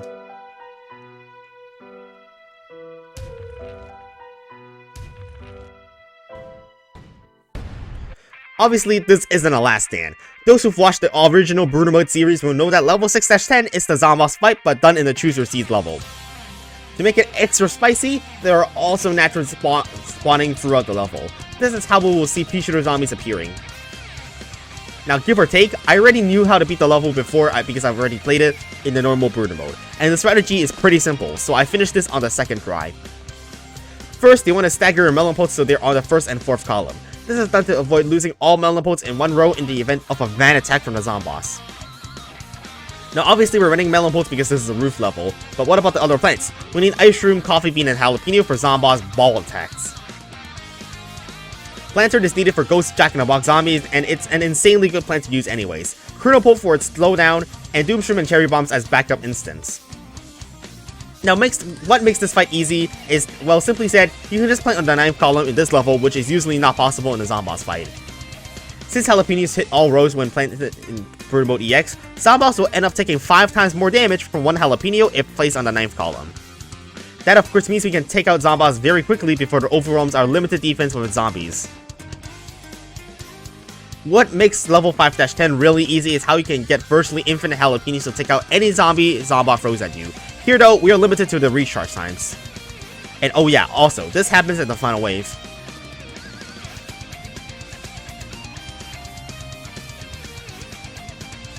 A virtually unbeatable barrage of zombies is launched at you, and unless you save your Doomshroom for this, you are dead. Now, it might be safe to say we should just restart here. However, I'm not. Zomboss is actually really close from dying, and only 2 more Jalapenos will be sufficient in taking it out by looking at how much damage it has taken visually. Meanwhile, just let all your roof cleaners go. There's not really anything you can do about it, it's just the way it is. Better save your sun for later zombies. And there we go. We use our Jalapeno, and now we just need one more to beat him. This is the most dangerous part of the level. Now all your defenses are gone. What you need to do is hopefully stall out anything Zomboss sends to reach the next time he comes back. And thank goodness Zomboss did a bungee attack on literally an empty board, because that buys us time to get our plants back from recharge. Now carefully, we spam our plant turn strategically to be able to stun out the zombies. Hope for no pogo zombies or catapult zombies, because they would be certain death. And thank goodness again, the pogo zombies spawn on the row of actual defense, so we can just Ice Shroom and keep stalling these out. Stall cycle even in the Zomboss fight? Yes, and you may think there's no possible way to get back Jalapeno in time before the Zomboss goes away again. But you may be correct, but you forgot the Cherry Bomb now freezes any zombies it hits! And there we go. One less Jalapeno for the Zomboss, and that's game over for the zombies, with us barely beating the level. And that's going to be World 6 Night Roof levels completed. Pretty funny somehow that level 6-10 was the easiest of the whole World 6. And that's going to be Adventure of Bruno Mode EX complete. We'll be moving on to the minigames of Bruno Mode EX, which we tackle even more difficult challenges. Okay, maybe not so fast. Level 7-1 takes place back in the daytime, but the lawn is yellow for some reason. Level 7-1 is one of the easiest levels in the entire game, with only one flag and no coneheads. With only basic zombies and pole vaulters during the daytime, pea shooters make a return after the atrocious roof levels, and they are definitely one of the best, if not best, early game plants. There are also dancing zombies in the level, but because of how short this level is, you can really just use instants like Cherry Bombs and Jalapenos to kill them if needed. So, what's special about World 7? So far it just seems like a super easy daytime level. So say goodbye to regular flag zombies in World 7, and welcome present flag zombies. These flag zombies remove 2 of your seed packets until they are killed. Pogo zombies now have a pogo stick replacing their head, and they now change to next door rows rapidly, making them much harder to hit with projectiles. And that'll be the first taste of what's to come in World 7, as more zombies receive more changes. We're starting off easy, but don't let that fool you off the later levels' difficulty. Bucketheads finally make a return after their absence for the entirety of Night Roof, and oh boy, we get such immense value from them in their early game. Not only do we need to only spend a single potato mine to kill them, we get a gravestone to grave bust for a profit. Talk about a good deal. Other threats in this level include newspaper zombies and screen door zombies. Most of the zombies here have a lot of hit points, so I'll be bringing the Gatling Pea as usual. It might seem odd that I'm using cactus to counter balloon zombies instead of using melon potes, but they now have much higher health, allowing it to block Gatling Pea zombies. Football zombies are then also relatively easy to deal with, using our Gatling Peas. Another easy level, huh? And yes, indeed it is. Another easy level in just a plain old regular daytime with a bit more difficult flag zombies and pogo zombies. So if every level is that easy, what's going on? It's now raining and also dark outside in the backyard. What is going on here? Welcome to a new area in World 7. It's now dusk. Mushrooms stay sleeping but no sun falls from the sky. As a compromise, we start with 350 sun instead.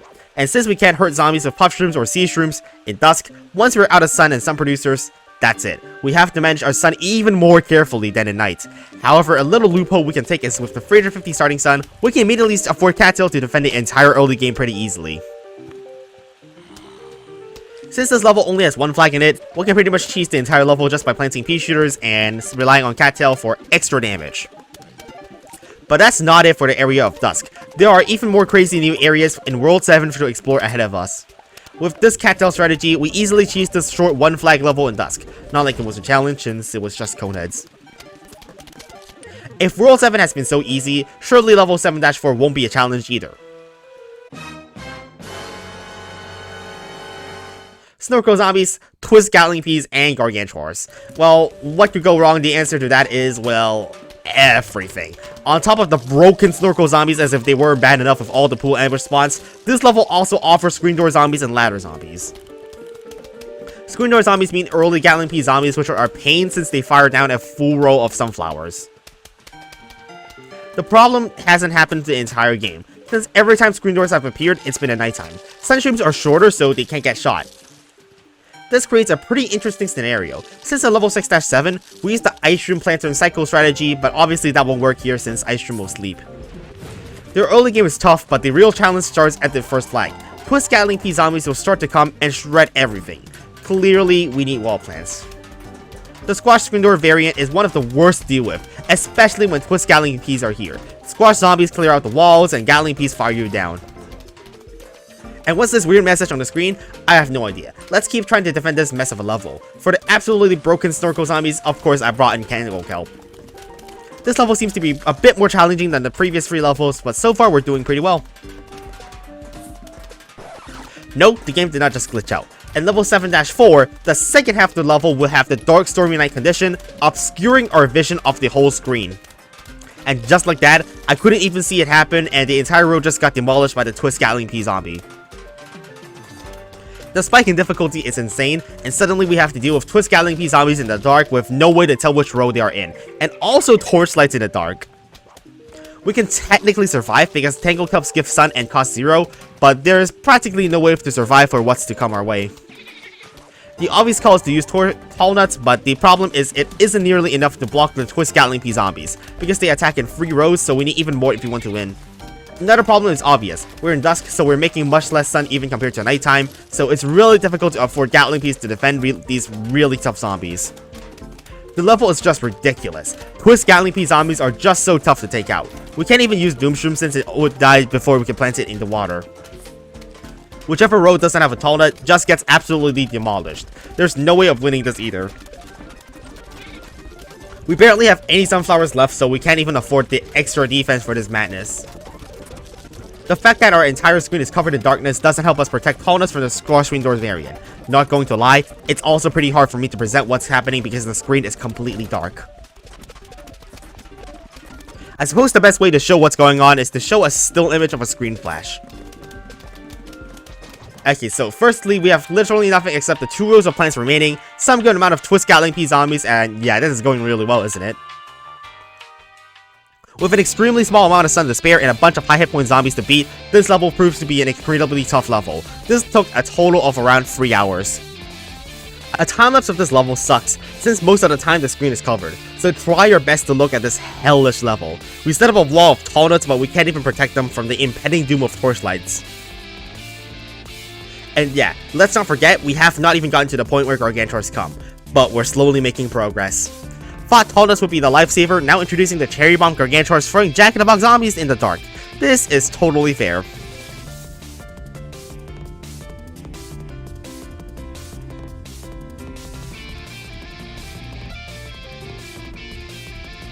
A full column of Gatling Peas is near impossible to afford, so we will have to make do, getting by just defending with the secondary attack of our Gatling Peas. Just look at the pool lanes, they were completely demolished to nothing. We don't even stand a chance.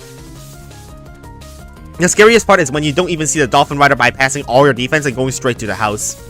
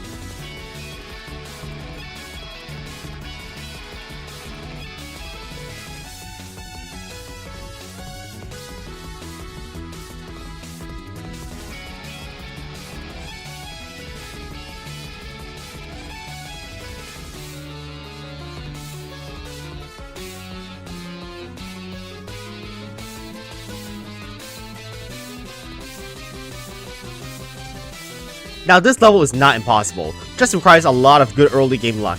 Just like any other Brutal Mode EX level, less torchlights in the early game means a way better chance to win. We can simply save us so much more sun by not investing into early game pea shooters just to defend our torchlights. The edge of extra sun will get us through this insane level. One of the most crucial plants is Puffshroom. Even though they do no damage, placing them to tank for the Squash Screen Door variant makes it worthwhile. And as per usual, I'll still be bringing Gravebuster for the extra sun from using it on Puffshroom to further boost our sun production to afford more Gatling Peas. With 3 Gatling Peas and 4 Tallness going to the first lag, this was by far the best run I have playing for 3 hours. This time I also had a lot of sun to spare to afford for plants throughout the entire level and plant more Gatling Peas. At this point, we've secured our defenses in the pool lanes against Dolphin Riders. In the ground lanes though, we were getting steamrolled by the Twist Gatling Pea Zombies. Spam pea shooters for the rest of the run. Pea shooters are immune to Zombotany peas, making them a great choice against the horde of Gatling Pea Zombies. This pea shooter spam should get you through the level even if some of the rows will get completely demolished. And with us finally reaching the final wave, you should have all your lawnmowers intact if needed to be used, and that's it for the level. All it takes is some really good luck. In level 7-5, we're now fighting in the Zombie Aquarium, or rather, under the sea. And hold on, we didn't even get to choose our plants?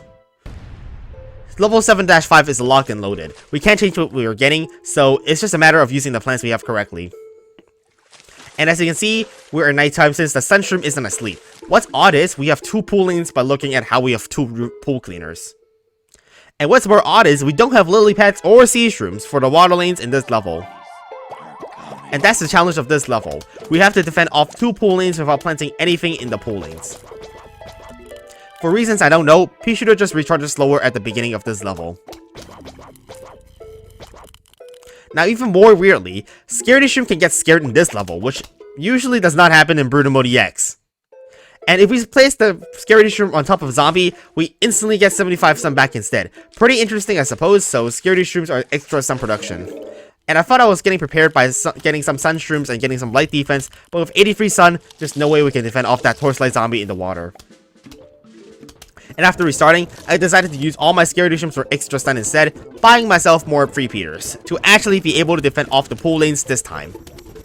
The only way to damage zombies is pretty much exclusively our Free Peters, so we need to spam a lot of these to eliminate the threats in the pool lanes. With some amount of Free Peter spam, this level is pretty easy to get through. Even though there are ladder zombies, Torchwoods add enough damage to kill them. Gargantuars make a return in this level. However, Gargantuars are actually different in World 7. You might have not noticed this last level when the screen was flashing, but Gargantuars in World 7 throw 3 imps, instead of just 1, making them extra deadly. By imps, I also mean that Cherry Bomb Gargantuars now throw 3 Jack-in-the-Box zombies.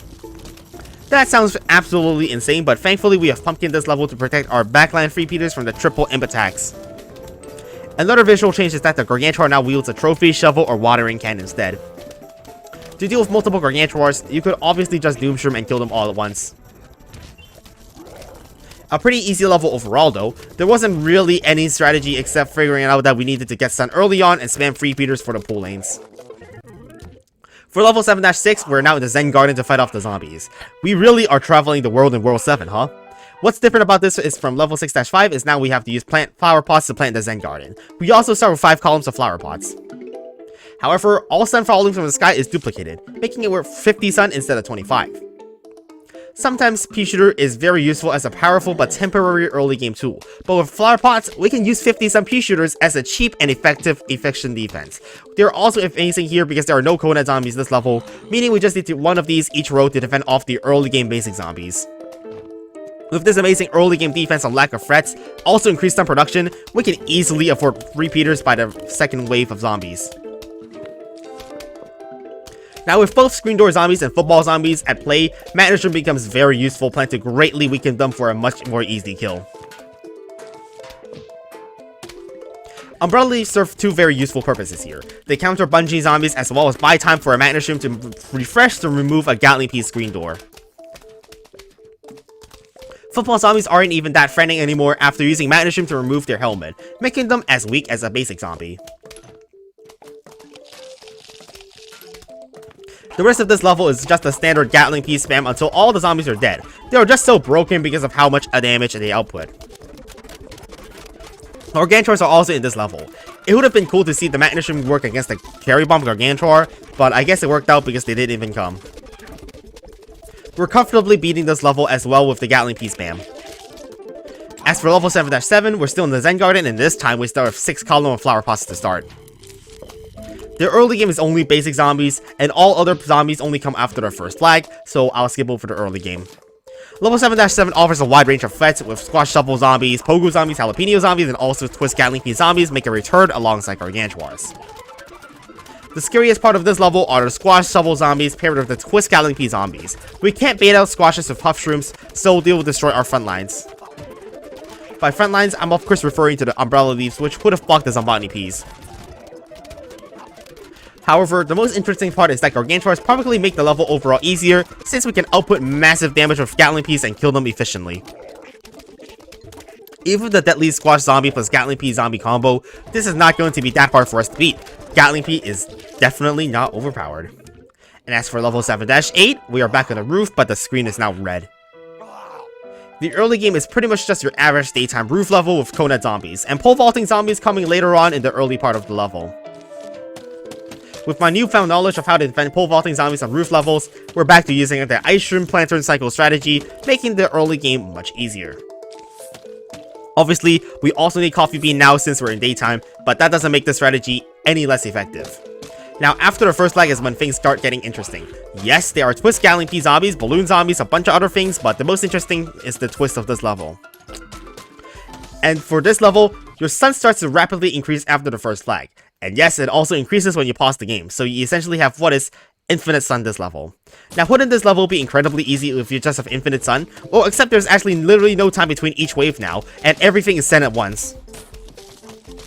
Say goodbye to pretty much all your plants because there aren't any way you can actually kill this amount of Twist Gatling Pea zombies with Melon Pulse. The Twist Gatling Pea zombies demolished all our plants, but I guess one way to beat the level is that they forgot that we could just freeze the whole board and wait until the final wave.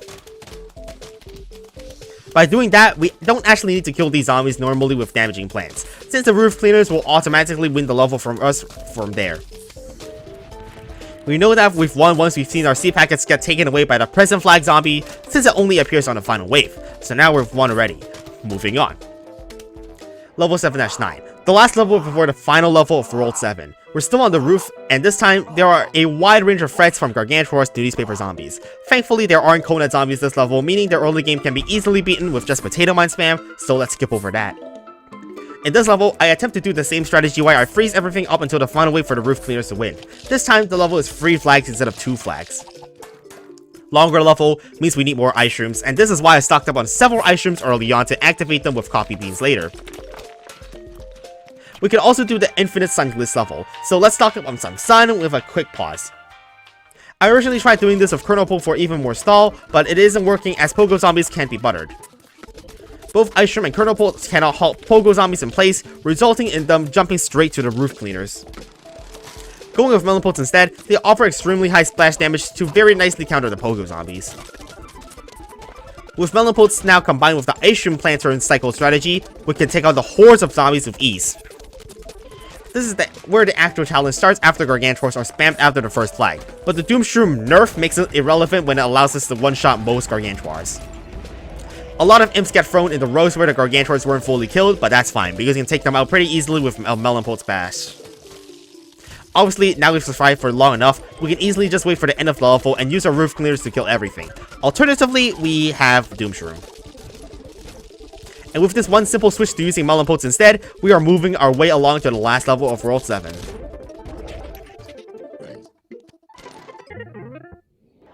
And as for what level 7-10 is, well, you see, it's all Pogo Zombies.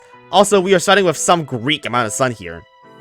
We're in level 7-10, the last level of World 7. The sub boss theme is playing, and it all ends here in Brutal Mode EX. As you can see, I didn't actually bring some producers, because in this level we actually have infinite sun, and also faster cooldown on all our plants. Naturally, I brought in the most expensive plants dealing the most damage, that being Gatling Peas, since we haven't finished the venture yet and we can't use Copkinnon or Wintermelon. The entire early game is just Pogo Zombies as we saw, so where's the challenge if we have infinite sun? Considering we actually setting up quadruple damage Gatling Peas, this level has to be pretty bad, right? A huge wave of zombies is approaching, but wait, look at the bottom right corner. That's a boss bar and not a level with flags.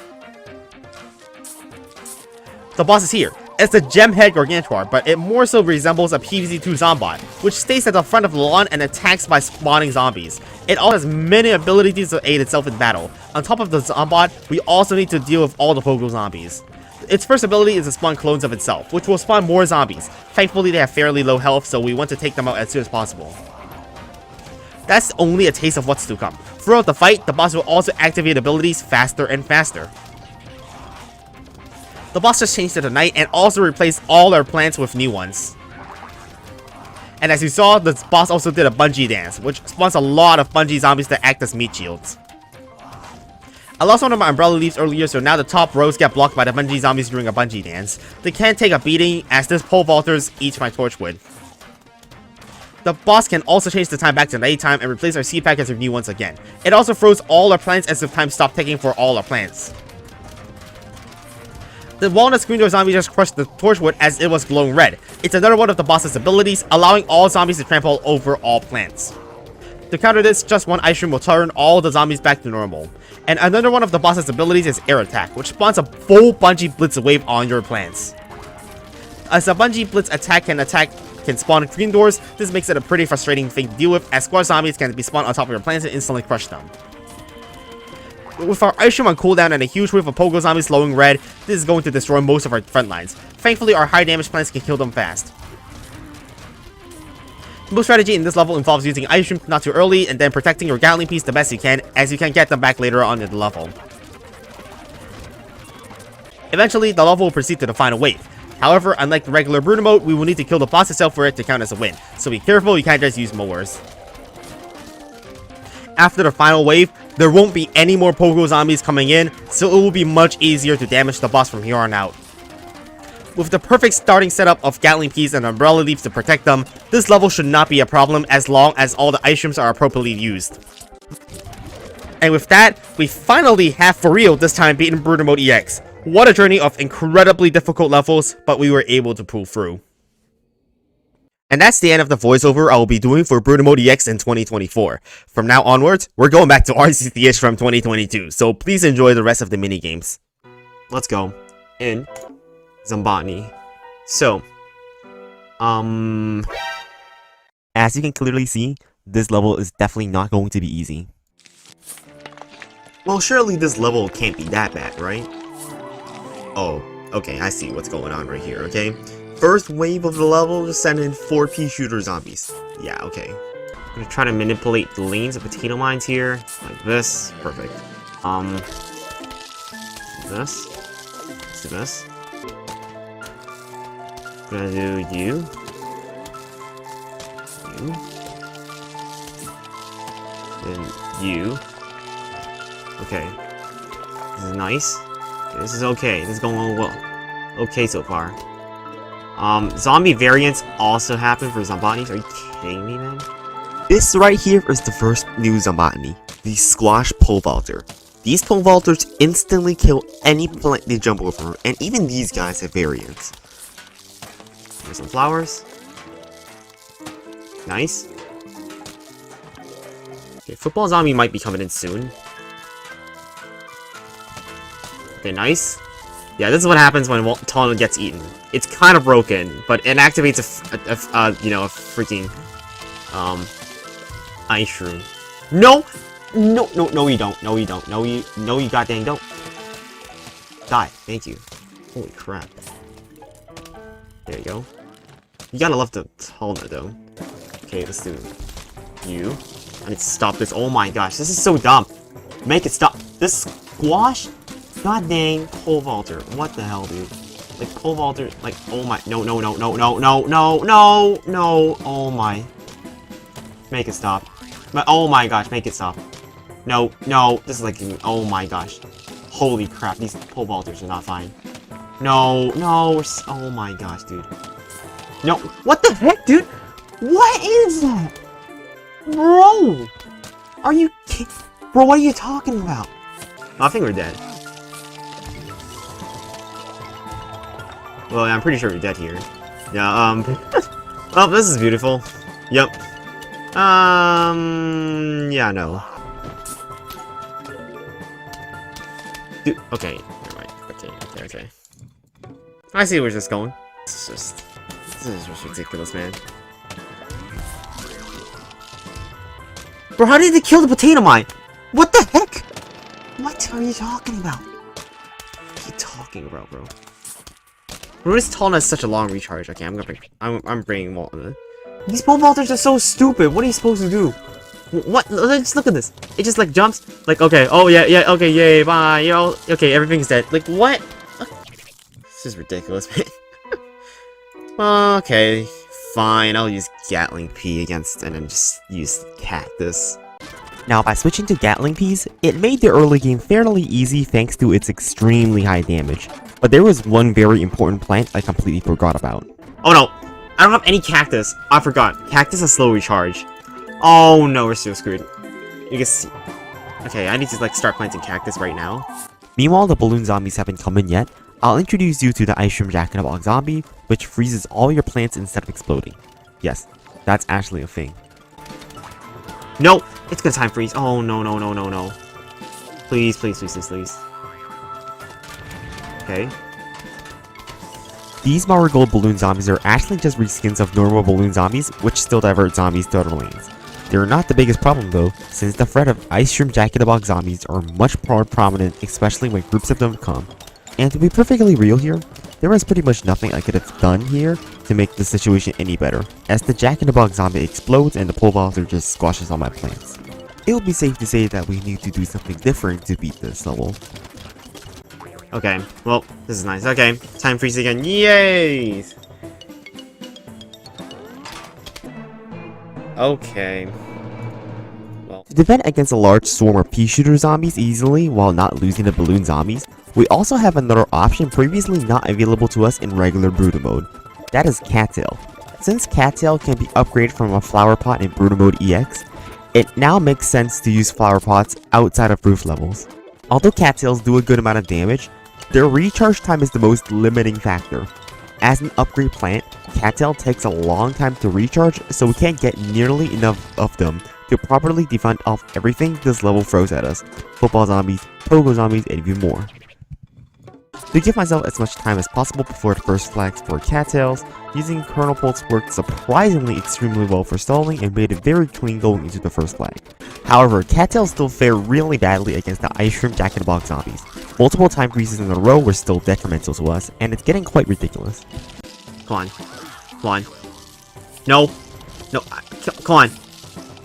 Stall this out. Oh my gosh. Okay, 2 planters. Okay, there you go. Kill everything. Okay, well, we're alive. Okay, we made it past the second flag this time. The other problem was with walnut zombies. Since they charge at our defense once the screen door health newspaper is broken and trample all our plants, cattails can't attack through a screen door, so they were a major issue. And oh yeah, you thought this level would be over after 2 flags? Brutal Mode adds an extra flag to Zombonis 1, so we weren't quite done with this. Making it past the second flag is huge, except we have less defense than when we went into the first flag. Oh my gosh. Okay, no. Okay, we lost 100%. Okay, there's no way we win this, right? Yeah, we lost. God dang it. Okay. An obvious way to counter Jack-in-the-Box zombies is Magnet Shroom. The problem is to use Magnet Shroom, we compromised 2 slots for it, so I had to either ditch instant kills or my wall plants. This meant we had way less protection, so they just eventually got fired down by pea shooter zombies. Eventually, I settled for Starfruits to kill pea shooter zombies and Imitator Squash for walnut zombies, so cattails could more efficiently focus down on the other tougher zombies.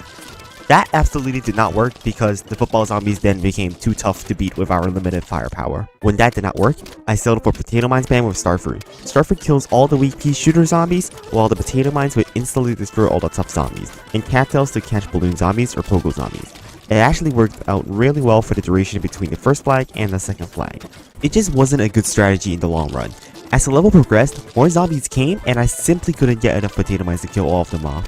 Eventually, I just got overrun, but it came extremely close to beating the level. The best of any strategy has done so far. I tried more and more strategies to combine with the Potato Mine spam strategy. Choppers, winter melons, you name it. These variations didn't really work, so I switched back to my old trusty strategy that got me the furthest, but I simply could not recreate the amount of success the first attempt had. It was not even close. Eventually, it was already over an hour after the original attempt at using the Potato Mine spam strategy, so I moved on to even more new strategies. Spamming jalapenos did not work. Spamming cherry bombs did not work. Nothing was working for us in this level. It had been the most I have spent on any level ever in Plants vs Zombies by far at this point already. More than the time on S12, the most difficult S level in Eccles, and more than in Bungee Blitz in Brutal Mode. I then discovered another strategy that was potentially going to save us. Imitating tallnuts. Not only do they block some botany peas, they act as a squash to destroy infiltrating pole vaulters and walnut zombies during their trampling phase. That is way better than using walnuts as they are useful even against zombies that instantly kill plants. Not only just that, but tallnuts actually don't get trampled while a time freeze is ongoing since they transform to a squash, making them not nearly as vulnerable as walnuts. It also looked like that we were about to win this level until this happened. Oh. Like this. Not like this. Is that a final wave? Wait. What? No, are you kidding me? It went over the moon! We won! We won on that! It doesn't look like this level is even possible at this point after getting beaten by, as far as I'm aware, just dumb luck. I swear to beat this level before I ended my stream and went to sleep, which had been going for over 5 hours at this point, and it doesn't seem like the torture was going to end soon.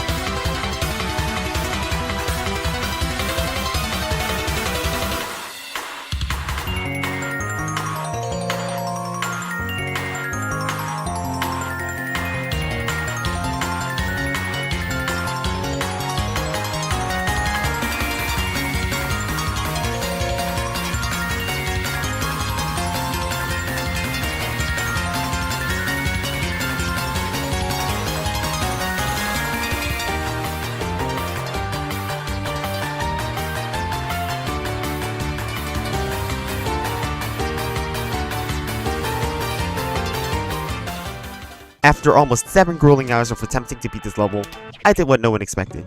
I gave up on the level and ended the stream abruptly. The first time I've ever decided to end stream because I was not able to beat a level. And mind you, this was literally the first minigame of all the ones to come, so you know this page is going to be pretty seriously bad. It seemed like I put an end to Brutal Mode EX on August 8th of 2022, but I wasn't quite ready to give up right there against this absolute pain of a level to beat. I make a return on August 20th, 12 days after the 7-hour long stream to once again attempt to beat some botany, for real this time. It is indeed the time again. We attempt this level once again.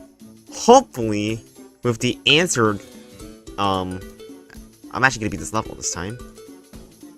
And that's dead. Nice. Okay, yep, of course. This is normal. Yep. No, stop! Dude, this home vaulters are so toxic! What the heck? Well, we lost for certain, so it's perfectly fine for us. Perfectly going well. Yep, okay, yep, that's dead. Okay, yep, oh, my sunflower's dead. Yep, okay, that's dead. Nice. Nice, just nice. Okay, we kill that. Okay. You know, I think, okay. I think Torchwood is just not the call. I think the call is Free Peter here. Just think of us slow. No. Please. 5 seconds. Come on. No! The time freeze! The time freeze. This is nice. Now this is how I actually beat this level. This is the loadout I used, with Gatling Pea as damage and Free Peter as support, Cattails as both early game and for balloon zombies, and then I brought in Squash as an effective counter to walnut zombies and cherry bombs to eliminate Jack-in-the-Box zombies if we needed. Obviously, we need Plantarum for Goat's Jack-in-the-Box zombies, and it's just broken. It seems weird I'm bringing a walnut, but it's better than tall nuts because of its fast recharge, allowing us to protect our early game sunflowers faster and saving a slot for not needing to use Imitator. It is very temporary as a blocker, but effective as a counter to Zombonis peas, so we can afford our big guns, the Free Peters and Gatling Peas faster. As you can see, the early game was extremely clean and we were able to defend off everything by just using our cattails, our instants, and walnuts. No need to plant a bunch of potato mines, as you could simply just use cattail to eliminate all the pea shooter zombies, and the occasional walnut zombie is easily killed by a single 50-cent squash. Going into the first flag, this is when we want to start planting our Gatling Peas for damage. Focus on getting a Gatling Pea in either the 2nd or 4th row first, since they will fire through their adjacent rows. With Gatling Peas in the 4th and 2nd row, we then don't need a Gatling Pea in the middle row, so we can just get repeaters in the top and bottom rows afterwards. This should be fairly doable between the 1st and 2nd flag. Meanwhile, you want to squash the walnut zombies as soon as they enter the lawn, since a squash will fully kill a walnut zombie by itself, thanks to the newspaper counting towards the full health of the zombie. If you squash after its newspaper is broken, the squash will end up not killing the walnut zombie by itself. After reaching the 2nd flag, you should have your attacking setup already fully complete with 4 Gatling Peas, 3 cattails, and 2 Free Peters. That alone, combined with instants and protection, is enough to beat the level. At this point, it's a matter of protecting these attacking plants from the Zombonis peas and whatnot, and with some sort of smart defense such as blocking shots with Plantarums and preventing time freezes with cherry bombs, the level should actually be over this time. GG's in chat. GG's in chat, boys. That's GG to goddamn Zombonis. Oh, yes, and we beat it with symmetry. GG's.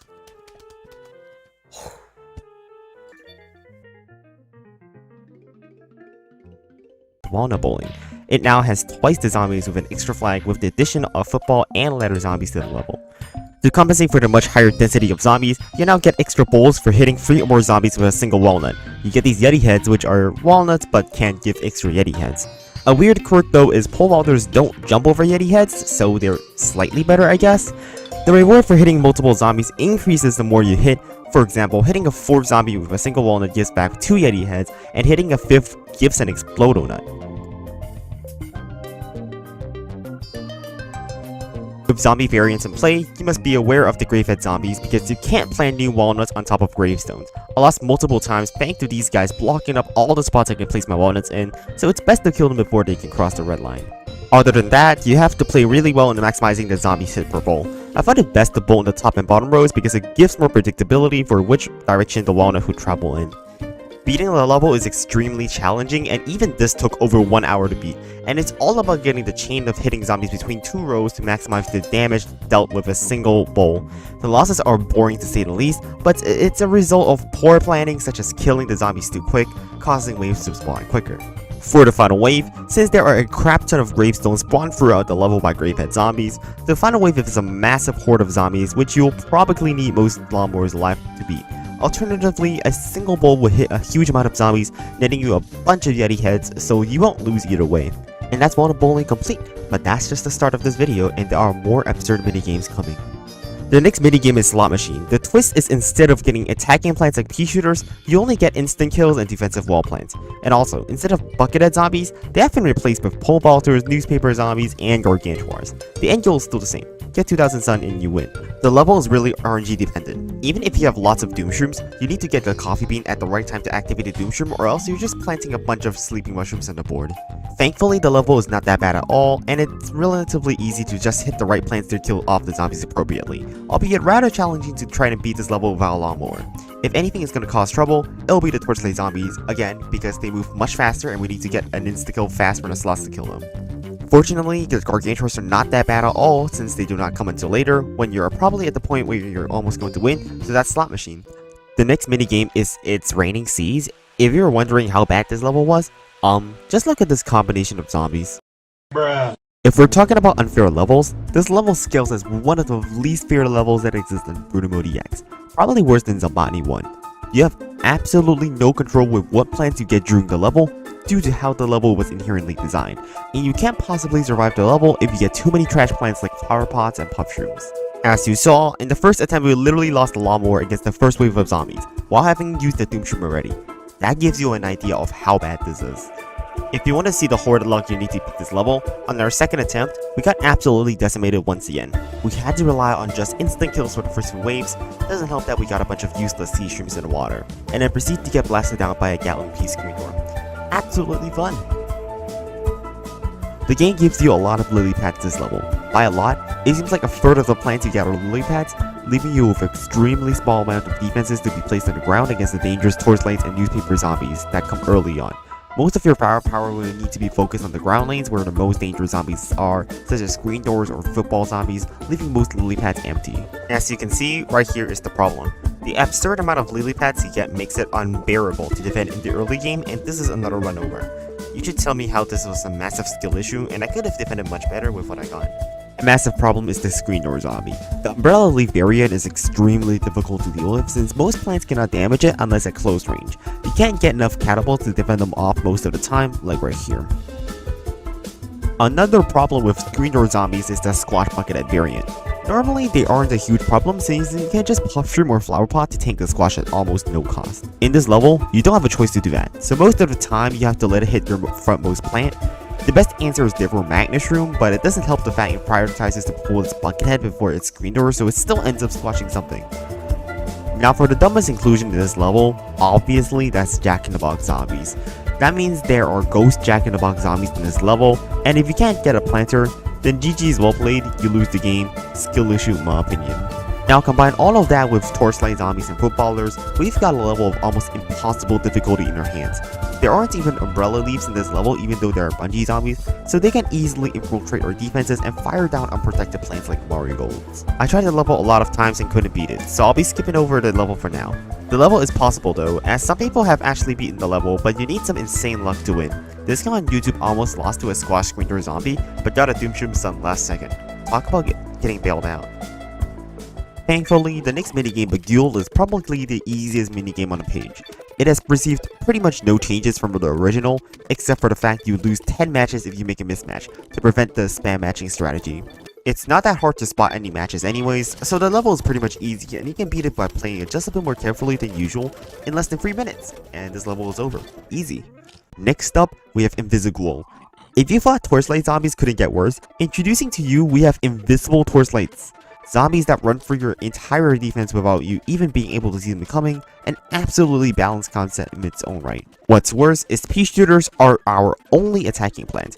We have no long-term defenses that we can plant, so all we can rely on is spamming the instant use plants and hoping for the best. Squash has also been taken out of the level, and instead we now get tall nuts, which are squashes upon death, so it's fine, I guess?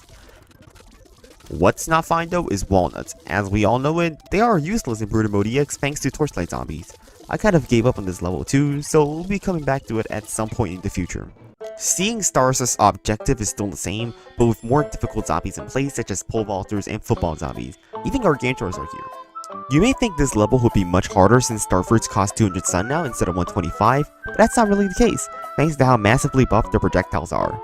Their piercing projectile allows them to completely invalidate the increased zombie density, making them scale well even late into the level. Starfruits are so strong in masses that not even Gargantuars stand for long. They are just straight up dead before they can even reach the Starfruits. The only thing that could possibly kill you is the Cherry Bomb Gargantuar, which would throw a Jack-in-the-Box zombie and destroy your Starfruits. Thankfully, they are much less common than the regular Doomship Gargantuars, so this level shouldn't be that challenging to beat, especially since you can use your cattails to pile on extra damage against high health zombies. However, in case the Cherry Bomb Gargantuar does come, use Jalapeno on top of it to instantly kill it, since Jalapeno deal double damage to zombies on the tile it is placed on, courtesy of the vertical attack overlapping the horizontal attack. With the Cherry Bomb Gargantuar out of the way, now there's no way we can lose, and that's the last Starfruit to beat Stinging Stars on the first try. As for Zombiquarium, right, even Zombiquarium can be made hard in Brutal Mode EX. Unfortunately, Brutal Mode EX's Zombiquarium is the same as regular Brutal Mode Zombiquarium, where the twist is snorkel zombies almost instantly die right when they get hungry, so the strategy to beat it is just to spamming your first 2 brains as fast as possible to feed your starting snorkel zombies, then buy new snorkel zombies when possible, and also to feed them as fast as possible to keep them alive. It takes many attempts to do this, getting kind of ridiculous at this point if you're asking me. Eventually though, once you can do it, you then just gather all the snorkel zombies in one spot and keep spamming brains, then add more snorkel zombies over time, and slowly but surely, you will beat the level. Beguiled Twist is almost the same as normal Beguiled, but you only lose 1 match for every mismatch. Yes, it's because spotting a match is much more difficult in Beguiled Twist, but anyways, if you thought this level was easy, unfortunately there is one zombie that makes it not.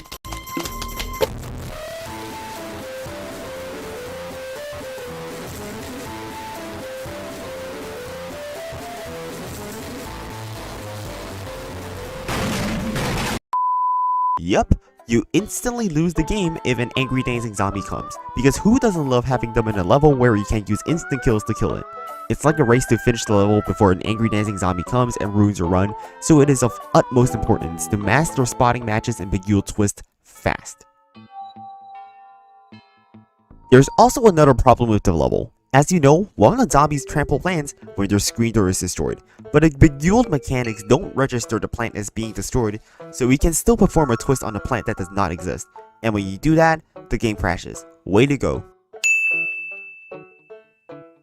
The angry dancing zombie actually makes this level extremely difficult to beat, with an actual challenge to beat Beguiled Twist as quickly as possible, as now you cannot just slowly spot matches and win. Even the walnut screener zombies pose a big challenge for us, as they can keep trampling our plants easily with their extremely high health. It took about an hour to beat Beguiled Twist and master the art of spotting twist matches. There were a lot of failed attempts against even Torchlight Zombies as one of the reasons for us to lose, while we were at 73 out of 75 matches. Really unfortunate that I had to try over again that way. Eventually, we were finally able to beat it, and at that, let's move on to Little Zombie Big Trouble. Now we have Little Zombie Big Trouble. As you can see, this level is clearly completely fair and balanced, featuring our only attacking plant again, the Pea Shooter. Among the addition of Pea Shooter zombies, we also have Catapults and Gargantuars. Catapults can't target Pea Shooters like Zombotany Peas, so they're not the biggest issue here. The biggest issue is definitely where Gargantuars don't die in one shot to Cherry Bombs, unlike the regular Brutal Mode equivalent of the minigame, thanks to the Cherry Bomb damage nerf. That creates lots of problems for us, since we need even more Cherry Bombs than before to spam and beat the horde of zombies. And if you thought Gargantuars are bad, Snorkel Zombies are worse. They spawn pool ambushes constantly and we don't really have much for them again, except, again, Cherry Bombs. Pea Shooters are pretty much for show for the second half of the level, considering the amount of health these zombies have, but will be useful in the early game, especially if you hit the high roll RNG and get a melon shot from them, dealing a huge amount of splash damage. Unfortunately, I was also not able to beat the minigame due to the masses of zombies and inability to simply get less walnuts in exchange for more Cherry Bombs. I now had a choice to make. Since I was stuck on 3 levels, It's Raining Seeds, Invisible, and also Little Zombie Big Trouble, I have to beat one of these 3 levels to move on. All 3 of these were absolute hell levels to beat, since they were all conveyor belt / RNG-esque levels with absolutely no control of what plants you can get throughout the level. I eventually stuck with trying to beat It's Raining Seeds, since it was the only level I had seen anyone else on the internet truly beat on Brood Mode EX, so I tried for hours on end to beat the level.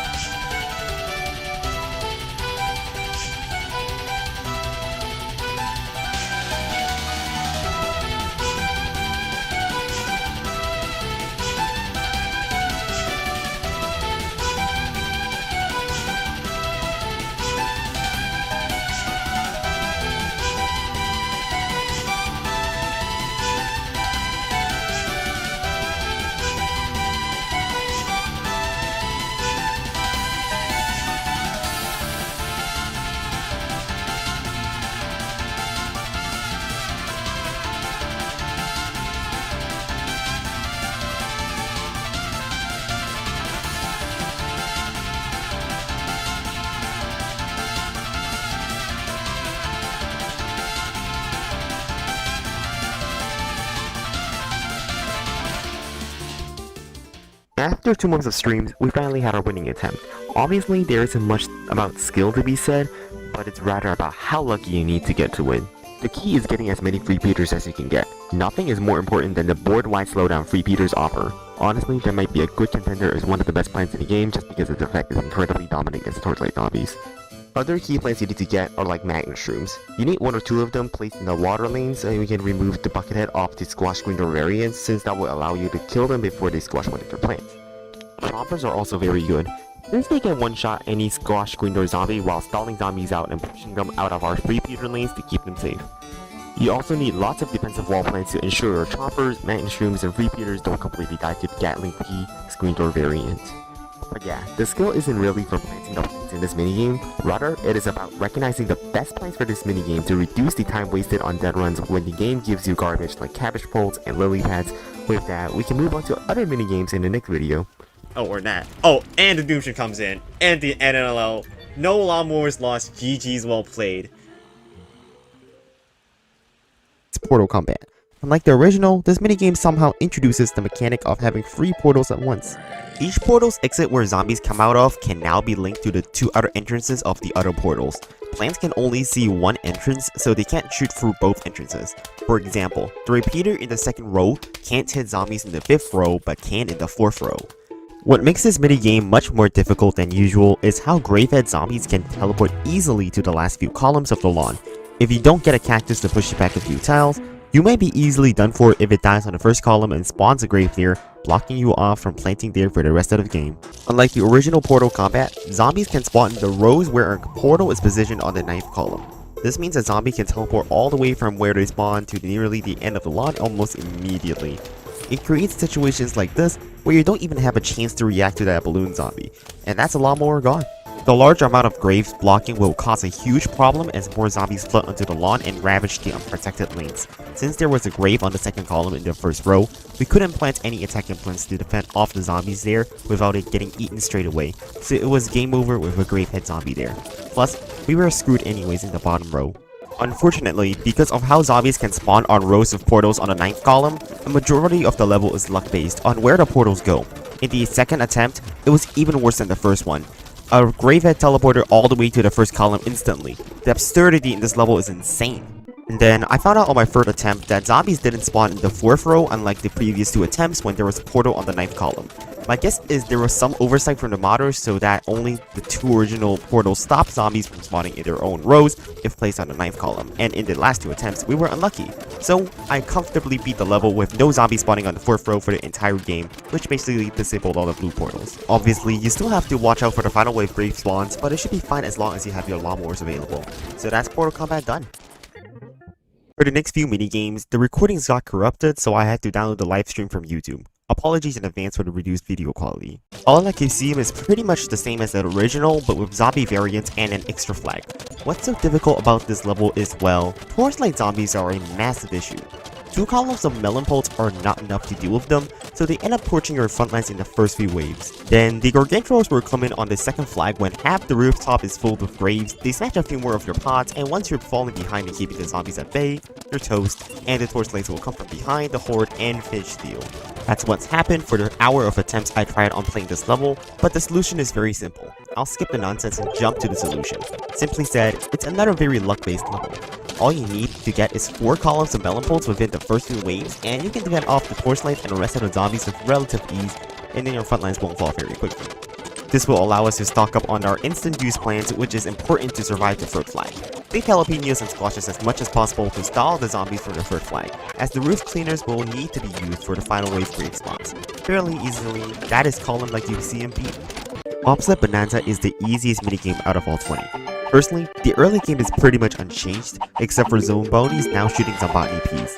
That isn't much of an issue to beat in a level, since Umbrella leaves deflect Zombotni peas in Brutal Mode EX, a cheap and effective counter. We can then just plant potato mines for the first 2 waves to clear out Zombonis and bobsleds.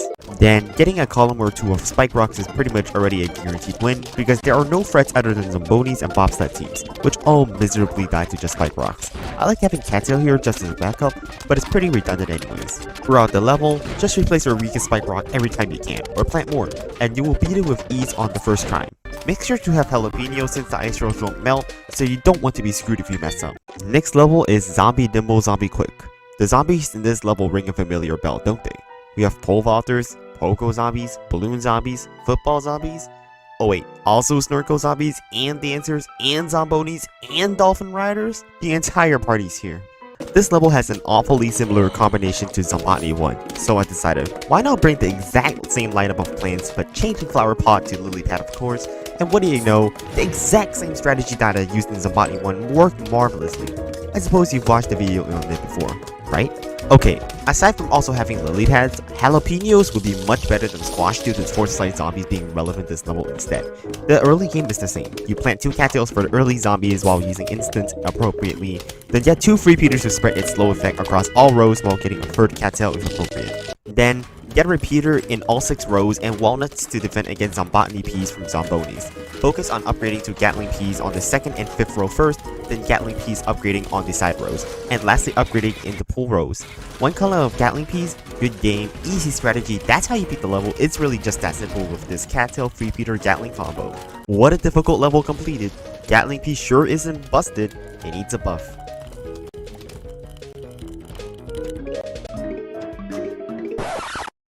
Well, it appears a glitch has stopped the level from being beaten. Unfortunately, I actually had to beat the level again, which was really frustrating and wasted a lot of time, but this won't happen ever again, right? Whack-A-Zombie starts off nice and simple without much hassle, just like the original. We also now have Doomshroom instead of Potato Mine. How's this even more difficult than the original Whack-A-Zombie? Well, just wait and you'll see. After when you're about 2/3 to the level in the progress bar, the difficulty of the level will spike by a lot.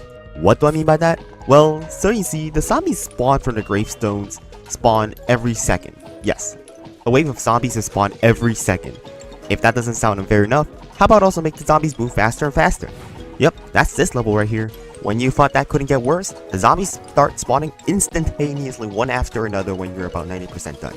Zombie after zombie, and you can't even do much to slow them down when you only have one Doomshroom and one Side Shroom. Before you ask me to plant my Gravebusters, that's literally going to make almost no difference when this many zombies are coming at you. Wow, this sure isn't completely impossible to beat for a normal human being with the amount of zombies having a party on the lawn. Just like the original Brutal Mode version of this minigame, it is impossible to beat it without using some kind of cheat to tap multiple times at once as a human. Your conventional mouse won't be sufficient to beat this with your one finger on the left mouse button. And ironically, you need a better gaming mouse to beat the level legitimately. Or, alternatively, you could be like me, just use an auto clicker.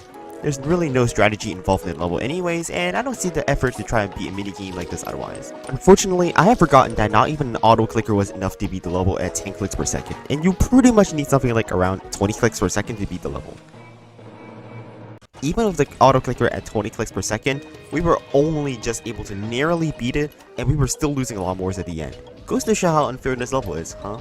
The funniest part was, there were so many pea shooter zombies on the lawn at once, not even a Doomshroom lived long enough to explode up the zombies. But there we have it, with 20 clicks per second on an auto clicker, we managed to beat the level while still managing to lose all our lawnmowers. Now, moving on to Last Stand. It appears that the mod developers have somehow forgotten to ban a plant that now generates sun for us this level. Well, since Gravebuster and Tangle Kelp aren't banned, we can make infinite sun by just planting Gravebusters since they give back 75 sun. So, this level's difficulty is completely blown out of the water since we have infinite sun to set up any kind of perfect defense we like to do. It's also another way to get infinite coins, but farming in the Zen Garden minigame is more efficient. And let's just skip right to the end of this level since there's basically nothing I need to explain about this level when we have infinite sun.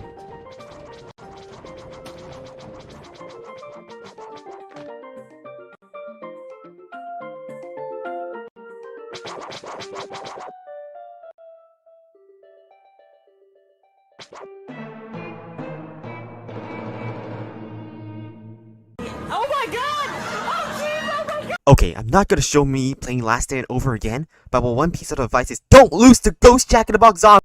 Next up is Zombotany 2. It's essentially just a beef-up version of the original Zombotany 2, featuring all the Zombotanies from the Night Roof levels. In this level, pea shooter zombies have full health screen doors. This means that they now won't die to cattails since they don't pierce through screen doors. However, this does mean that Squash now one-shots them like how it did on Night Roof. Moreover, I quickly realized that Cabbage Pole is an excellent choice this level. None of the zombies have low health as they all have screen doors or Bucketheads, exception being jalapeno zombies. That means we can leverage Cabbage Pole's extremely high damage without having to suffer its low damage against basic zombies. Funnily enough, a Cabbage Pole kills the walnut zombie faster than it would against a basic zombie. It may come as a surprise, but because the pea shooter zombies have full health screen doors, the early game is easier than in Zombotany 1. We only need Cabbage Poles and Squashes to counter both pea shooter and walnut zombies. In addition to that, there are no more pole vaulters or football zombies, making it much easier for us to get sunflowers. All things considered, the first 2 second flag is not that bad, as only a few jalapeno zombies show up. They'll be the most threatening zombies this level, as they don't die to a Squash or Cherry Bomb, so they can easily wipe an entire row of defenses which can be detrimental. On the other hand, Puffshrooms counter Squash zombies for free and Walnuts are already in place to block off Twist Gatling Pea Zombies. Walnut zombies are then just Walnut zombies with more health, so they're not going to be a big issue either. The issue begins after the second wave, since multiple jalapeno zombies spawn at once, becoming very difficult for us to prevent them from exploding. With many jalapeno zombies all coming at once, soon there will be no defense left at all. Your goal after the second wave is to simply suppress the zombies from advancing too much, since it won't be possible to kill them. Sacrifice lawnmowers appropriately and use your instances to try and slow down the zombies from approaching your house. Ideally, we can save at least one lawnmower to force the zombies into one single row at the final wave and win. And there we go! That's going to be Zombotany 2 completed in only a few attempts thanks to Cabbage Poles. This is one of, if not the only level in the game without any basic zombies, so we can use Cabbage Poles while not experiencing its major disadvantage. Walnut Bowling 2 is another 4th flag level in Brutal Mode EX. It's an extremely tedious level to beat, as screen door zombies massively increase the difficulty of the level by adding the Squash screen door variant. I tried to play the level for about a few times with the same strategy I employed in Walnut Bowling 1. Unfortunately, I couldn't beat the level, which for for some reason it seems to be much harder than usual even with giant walnuts. However, there is one way to play that can be used to beat this level without needing to spend nearly as much effort. When we have too many walnuts stocked up in the conveyor belt, the game tends to give more exploding nuts and giant walnuts instead of any regular walnuts. Pretty convenient to just essentially spam basically instant use plants for the entire level instead of relying on predicting a walnut's path. The level was extremely long, and turns out just using exploding nuts and giant walnuts was a free ticket to victory. The best way to play is to not kill the zombies too quickly to stock up more giant walnuts and exploding nuts. Unfortunately, playing like this drags the level so long, it literally takes about 15 minutes for one full attempt until the final wave. It's just a really boring process to play until the final wave this level. Again, as for the final wave, you can simply plant a walnut to let it hit many zombies consecutively when the board is basically filled up from the gravestone spawns. This will net you a bunch of rewards, including freezing all zombies on the screen and several giant or exploding nuts. You have enough time to plant the other things to kill everything, so no worries on the final wave. But that is Walnut Bowling 2 completely cheesed by exploiting the conveyor belt logic. Poker Party had a few more zombies join in on the party as it seems. We now also have pole vaulters and dancing zombies in the mix. Oh yeah? Also adding bungee zombies into the mix just to block all our attacking plants and deny us from using plant turn. And we can't use Gatling Peas to kill off the angry dancers since we are on the roof. Plus the level has free flags. Big yikes. Thankfully, just like the vanilla version of Poker Party, we get a longer period of time to set up at the start of the level. Unfortunately, a huge issue here is Squash no longer kills Pogo zombies, so we were kind of screwed in the early game. I had to use attacking plants to counter them, so I first tried Cattail.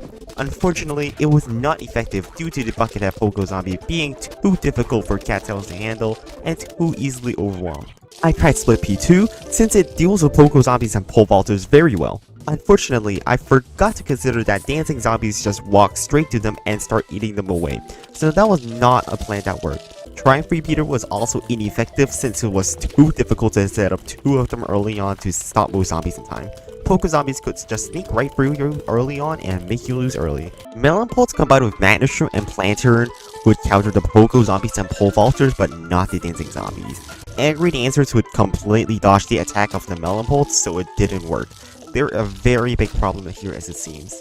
Someone on stream suggested that I should use garlic since the angry dancing zombies are vampires as they're bald and it will kill them. I thought it was a complete joke obviously, like why the hell would that make any sense? As a joke, I decided to use garlic once and placed it on top of an angry dancing zombie. Okay guys, we're gonna try it right here. You guys said it's gonna work. Wait.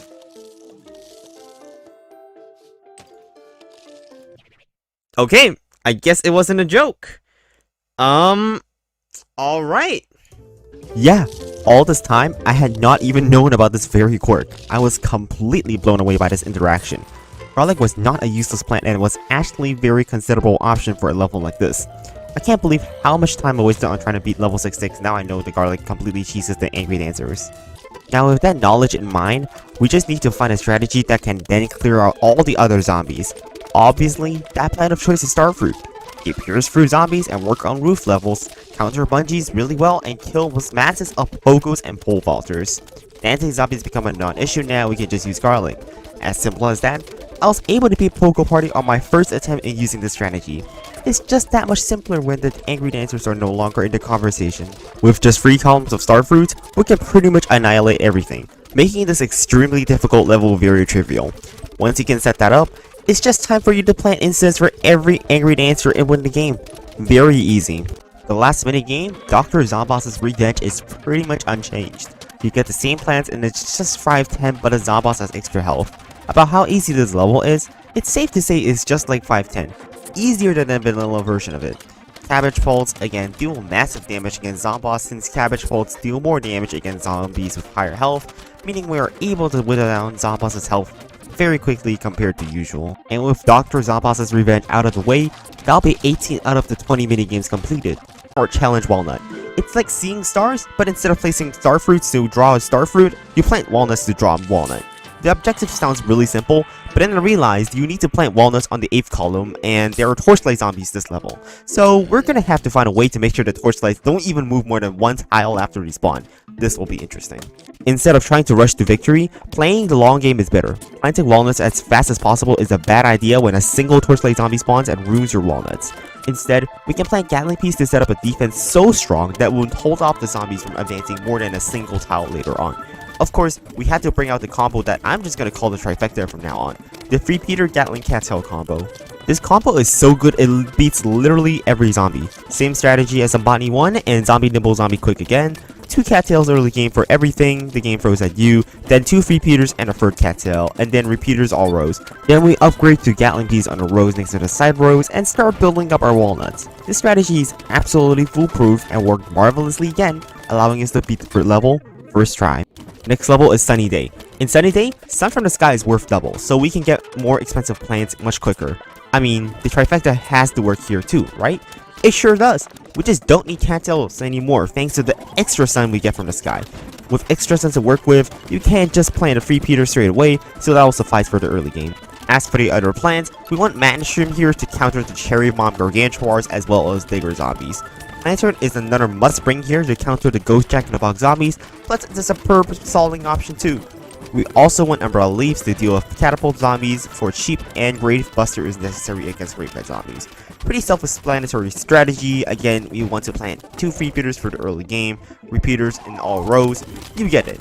Something more important is that you need a lot of mana shrooms this level to get rid of all the jack-in-the-boxes from cherry bomb gargantuars. If you miss even just one jack-in-the-box zombie, the results could be detrimental depending on where it lands. My last plant was pumpkin, but honestly, it's unnecessary and we don't need to reduce the recharge on our Gatling Peas to get enough of them. With Gatling Pea spam, that is another level easily beaten. Now if the previous 2 levels beaten so easily, where's the challenge? The next level is not quite as easy. Introducing to you, we have Unsodded. In Unsodded, we can only plant in the 3 middle rows, but zombies come from all 5 rows. This means we need to defend against zombies using plants that can deal with zombies not in their own rows. The main problem with this level is there are pea shooter screen door zombies. This level could be a walk in the park if it weren't for them. They completely disable us from using cattails, since cattails don't pierce through screen doors. Without using cattail, we're going to need some other options that can counter screen door zombies while not being in the same row as them. Cabbage bolts are also no longer effective with basic and conehead zombies in play. So now we're playing Zombonis 1 with literally 3 rows to plant on, and also torchlight to deal with, and no cattail. Usually, you at least have a chance to plant sunflowers since you have a flexibility of 5 rows versus a 4 basic equivalent on wave 1. So you have a decent chance at zombies not spawning in your sunflower row. This level, however, all 4 basic equivalent is crammed into 3 rows on wave 1. This means you basically have a minuscule chance of having your sunflowers safe in a row that won't be attacked by the zombies. What's worse is basically one pea shooter screen door zombies transforms the entire horde of attackers into pea shooter heads. That makes setting up any sun production nearly impossible this level. As you can see, pea shooter zombies in all 3 rows. How are you supposed to plant anything? So don't mind this compilation of me trying to figure out how to deal with just the zombies before the first flag for literally 40 minutes straight. And the level has 4 flags. Before you tell me Gloomsham works, it does not, because they miserably die to torchlight zombies and also get countered by jack-in-the-box zombies.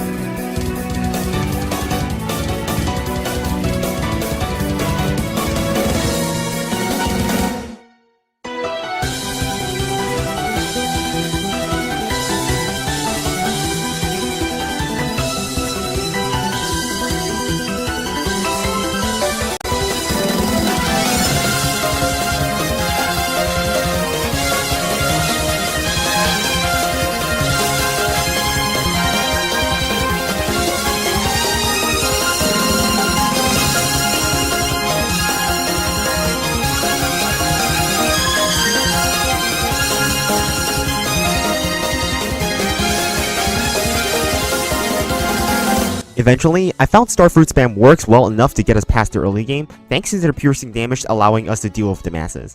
Unfortunately, it is completely ineffective as soon as target zombies spawn, since their bungee ambush spawns zombies in the middle of the lawn. Starfruits don't do enough damage to kill the zombies quick enough if they start from the middle, so the strategy was a complete bust once I realized that problem. Gatling Peas, as good as they are not good enough for this level as a main source of firepower. They don't work like repeaters as they only see zombies in their own rows. This means it won't shoot unless there's zombies in its own row, so its secondary attack is never guaranteed to kill all the zombies in the side rows. Because of this, zombies on the side rows can just walk to the house as long as they overwhelm our Gatling Pea's secondary attack. We've been left with one choice, that is Cop Cannon. There was no way instant use plant spamming would kill all the zombies as it was a 4 flag level. Cop Cannon was our only choice to use and eliminate all the zombies on the side rows as it seems, as we've exhausted all the other ways to attack on the side rows. There was a huge problem with Cop Cannons. Literally, how does one afford Cop Cannons in a level like this where you only have 3 rows to plant sunflowers in? Well, it was certainly a challenge to find plants that could both defend and be cost efficient enough to help us defend and afford these big fellas. I first came up with choppers and tall nuts as good protection plants. Choppers would knock back zombies while tall nuts will stall for time during choppers downtime. Unfortunately, choppers were very underwhelming once the first flag hit, which is when the Jack-in-the-Box zombies start flooding in and blowing them up. The deadly Jack-in-the-Box zombies combined with torchlight zombies make choppers not such a desirable option. At this point, we're 4 hours into the stream, so I decided to call it quits that day on Unsotted. In the next stream, winter melons come to mind as a solution. Winter melons are good here to ensure that more zombies stack up together for more efficient Cop Cannons. Plus, they are pretty decent on their own against torchlight zombies and also do a fairly good job against pea shooter zombies. To defend the early game, we just put a melon pole in the same row as our sunflowers alongside a wall plant like a walnut or umbrella leaf to slow down zombies. Walnut is not good for my experience since they recharge too slowly for us to replenish the lawn with them fast enough against pea shooter zombies. To defend the other rows, we sacrifice our other lawnmowers. It is best to do that to open up safe lanes for us to plant more sunflowers in. Zombies don't spawn in rows lawnmowers were just activated in, so just using the lawnmowers as one-time defense is good for us to get more sun for the future. We then upgrade our melon pole to a winter melon, allowing us to defend off pretty much everything in that row from there on out. With that, we will have enough sun to plant defenses in other rows, allowing us to reach the first flag with relative reliability. I say relative reliability because this strategy fails if a torchlight zombie spawns in the row of sunflowers before we can upgrade to winter melon. One melon pole is not enough to stop a torchlight zombie from crushing our sunflowers, so that's the scenario where we would need to restart the attempt. If all things go well, then we can easily survive the early game with this strategy. We can then plant winter melons to cover the 3 plantable rows. We then sacrifice the lawnmowers on the side rows and start setting up Cop Cannons. All of this goes to plan most of the time. However, the challenge lies within after the first flag hits. Why? Well, part of the reason is because this level has dancing zombies and we have to deal with them using Cop Cannons. Every Cop Cannon shot has to be extremely precise, as just missing even one zombie can mean certain death when you need to spend a whole other instant use on that missed zombie. When we use up all our Cop Cannon shots, any angry dancer that comes will be certain death for us, making this level very challenging. There is nothing we can do in that scenario other than just look at it, walk through all our plants and straight to the house, and just pray next time our luck is less terrible. This process of trying to get Cop Cannons, die to dancing zombies repeats on and on like a bad dream happening again and again. Now if you somehow survive the dancing zombies, I bet you're going to slip up against the Jack-in-the-Box zombies. These guys can come straight at your defensive plants and then blow them up, demolishing a wall like a wall breaker and let the pea shooter zombies start blasting you down. Once your walls get blown up, you also lose since you won't have enough time to replant free wall plants. If all those things don't fail you, you're probably not going to have enough Cop Cannons anyways. You need so many of them to defend off everything this level. Even if a torchlight zombie only crushes a few sunflowers, that probably makes you lose quite a lot of sun production and sets you back in progress for planting Cop Cannons, which that will lead to your inevitable death against the horde of zombies on the side rows. All these reasons combined is the reason why this, in fact, is the hardest level in PvZ history, replacing Zombotany 1 as truly the most challenging, taking me 10 hours to beat.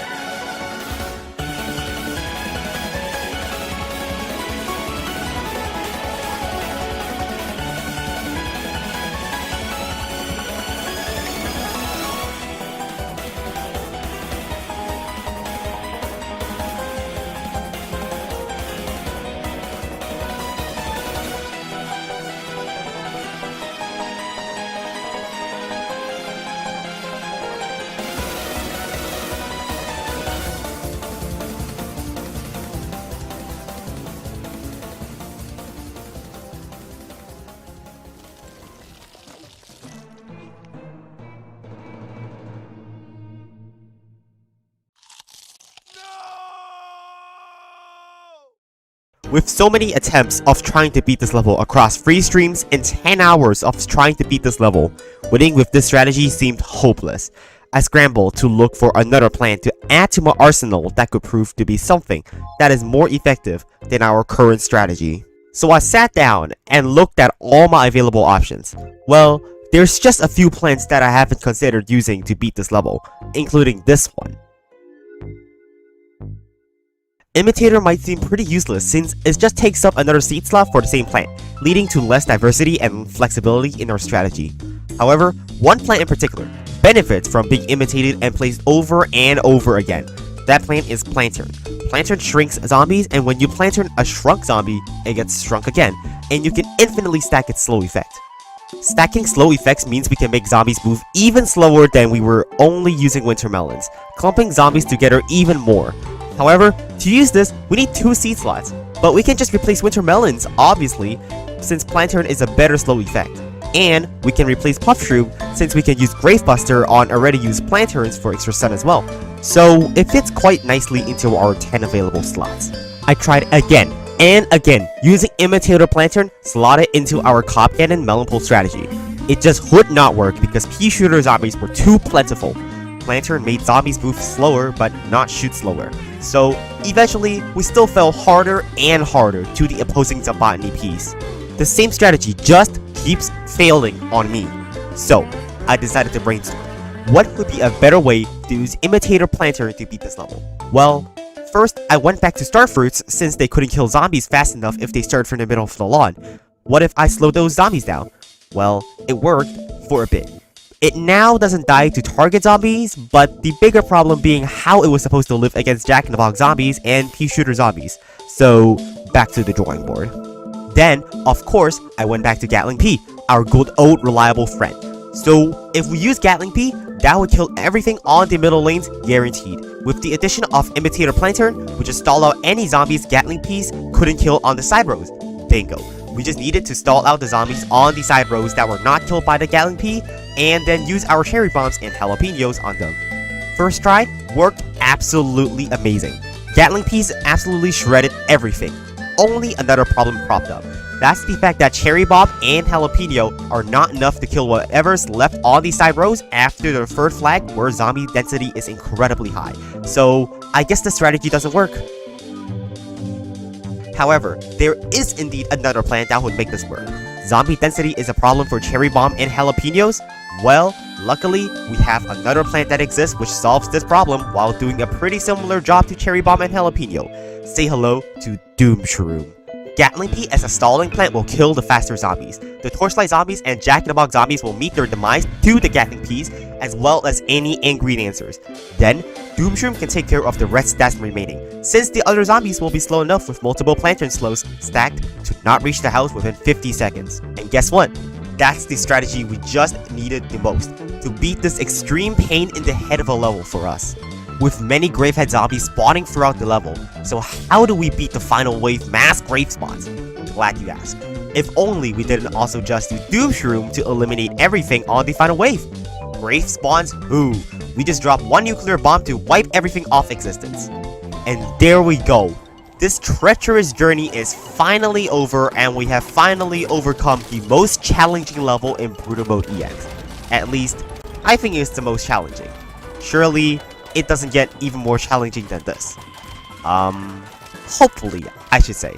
Big time, or as I would call it, the 50 sun meta minigame. Sunflowers now give back 50 instead of 25 per sun, and that makes it an incredibly easy way to get sun production due to being able to plant another sunflower straight after another. And it's also why PvZ2 is extremely easy to beat. Having a 50 sun meta makes this one of, if not the easiest choose your seeds minigames, even with Giga Gargantuars that throw Jack-in-the-Box zombies and other strong folks in play. The amount of sun you have this level will offset most of the difficulty since you can get so many more plants. The early game is fairly trivial. With so much sun to work with, you can just plant a repeater in every row fairly easily to kill everything. If Buckethead zombies or newspaper zombies come, no problem, just slap down a mana shroom and that's done. In this level, due to how much more sun than usual we have, we can bring both winter melons and Gatling Peas to do massive damage while slowing everything down. winter melons will be needed to deal with balloon zombies this level, and it's basically a free Peter and cattail combined for the purposes of this level. Other than that, the strategy is pretty similar to the strategy in Sunny Day, spamming magnet shrooms to counter Jack-in-the-Box zombies from gargantuars. Other than sunflowers being bigger, marigolds are also bigger in big time. You could believe that it will generate 2 random colored suns at once, however, it does not. Rather, it generates a pea shooter seed packet and a random sun. And conveniently, we can use these pea shooter seed packets as free stalling plants against gargantuars. Aside from marigold, walnuts are also bigger, making them have double health, so I suppose that makes the level even easier, huh? But yeah, not much to say, other than we bring Planter to counter Ghost Jack-in-the-Box zombies. And with the loadout I'm currently using, you should be able to easily beat the level. Only problem here being this level takes 20 minutes to beat since it's so long with 4 flags. The next minigame, Art Challenge Sunflower, as the name implies, we have to draw a sunflower by planting sunflowers. Okay, not just sunflowers, but also with walnuts and starfruits. This level is relatively straightforward. Instead of planting just a single plant, planting 3 different ones means we don't need to wait for as much recharge time on the plants. So, the strategy to beat this level is to spam Potato Mine and Imitator Potato Mine to kill off the early game, while you set up for the sun production. By setting up the sun production, you can also just get sunflowers in the allocated tiles we need to plant sunflowers anyways, to get that part of the drawing done. With enough sun production, you then go for a free Peter in the second row to slow down the zombies from reaching your starfruits that you will need to plant there. After a free Peter, just planting a bunch of starfruits will suffice for the rest of the game. Use instant kills appropriately, of course, to kill off torchlight zombies, but starfruits are generally enough to kill off anything below it, so we don't need extra defense. About this time, catapult zombies roll in. We don't really want to invest into Umbrella Leaf as they're expensive, so just use your potato mines and planterns to block them off. Then, just rush your walnuts and you only need 3 of them, so it won't be that big of a deal to get them placed, and then that should be the level relatively easily completed. It's time for Air Raid, the level of balloon zombie spam, and also catapult zombie spam and bungee zombie spam. Well, I guess time to use Umbrella Leaves. Well, what could possibly go wrong? Well, so you see, normally catapult zombies would not be a problem since 100 sun would deny them from doing pretty much anything. With Umbrella Leaves, there are going to be tons of problems with them firing down our entire row of plants pretty badly for us. This level is similar to Pogo Party, as the first zombie of a level is a special zombie, so we have extra preparation time to prepare for them. I tried using Gravebuster Imitator to rush for a cattail, but before I can even plant one, a catapult is already here, blasting down everything. All my puffshoes are dead, and the balloon zombies are already coming in, just like that. We literally lost a lawnmower to the first of the zombies. Seriously? And before I even finished the last sentence, the second catapult zombie also took my next lawnmower. Oh great, this level is absolute chaos. By the first flag of this level, we already pretty much lost all our sun production, all our lawnmowers, and pretty much everything else on the ground. And pretty much as you can see here, there's no shot we can beat this level with literally nothing but free cattails. What a nice start to this minigame. So, instead of imitating Gravebuster, I brought back the strategy used in the original Bruno Mode version of this minigame. Instead, I brought Imitator to imitate Puffshroom. Imitator Puffshroom allows us to block the early catapult zombies indefinitely until they run out of basketballs, allowing us to do more damage to them and stall for free.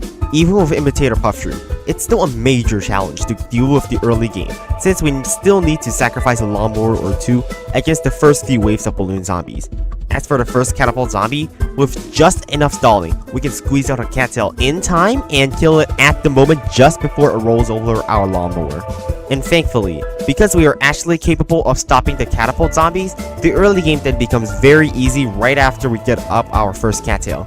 Cattails are excellent in this level for obvious reasons, since they sit in the water, safe from being attacked by the catapult zombies this level. But hey, what about the bungee zombies?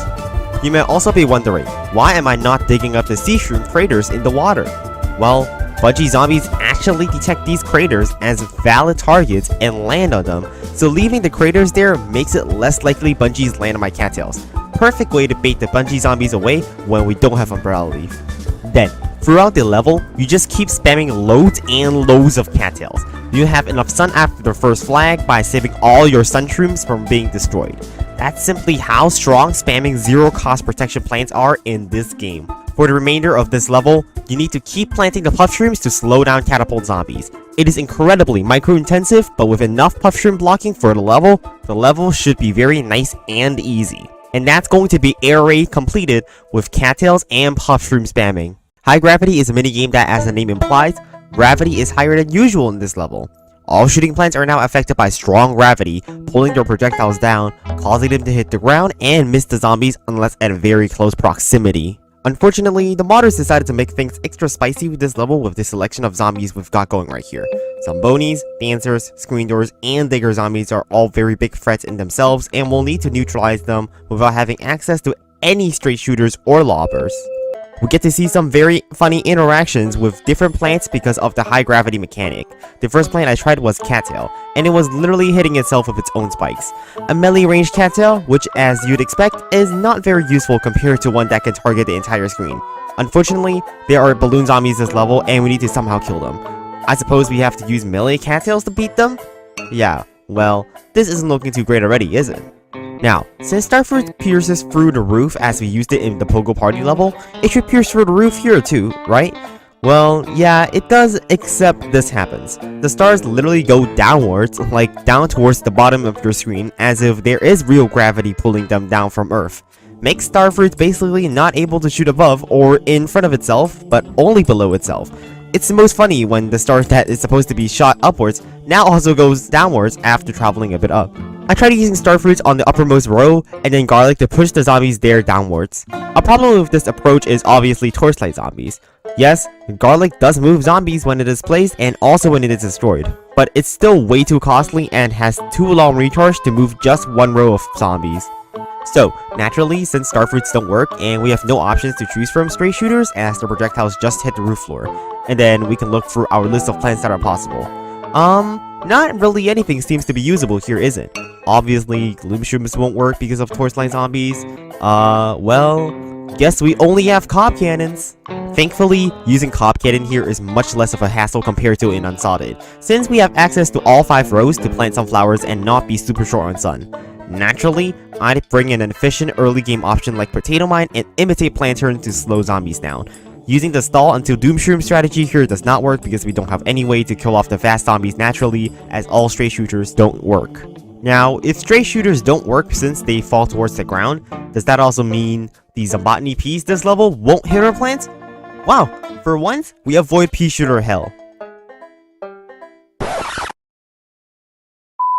Okay, so that's only a visual thing where Zombotany Peas fall off the roof, as the Zombotany Peas are very much obviously still damaging our cob cannons by looking at the projectile's shadows.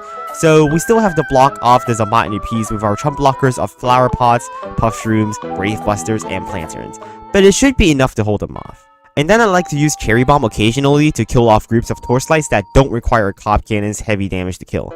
That helps cut down the amount of zombies. Also, you do not want to place your cob cannon further than a 4th column like this, or else digger zombies will eat it while it is underground. Overall, cob cannons will then make this level not so hard and be pretty easy to get through.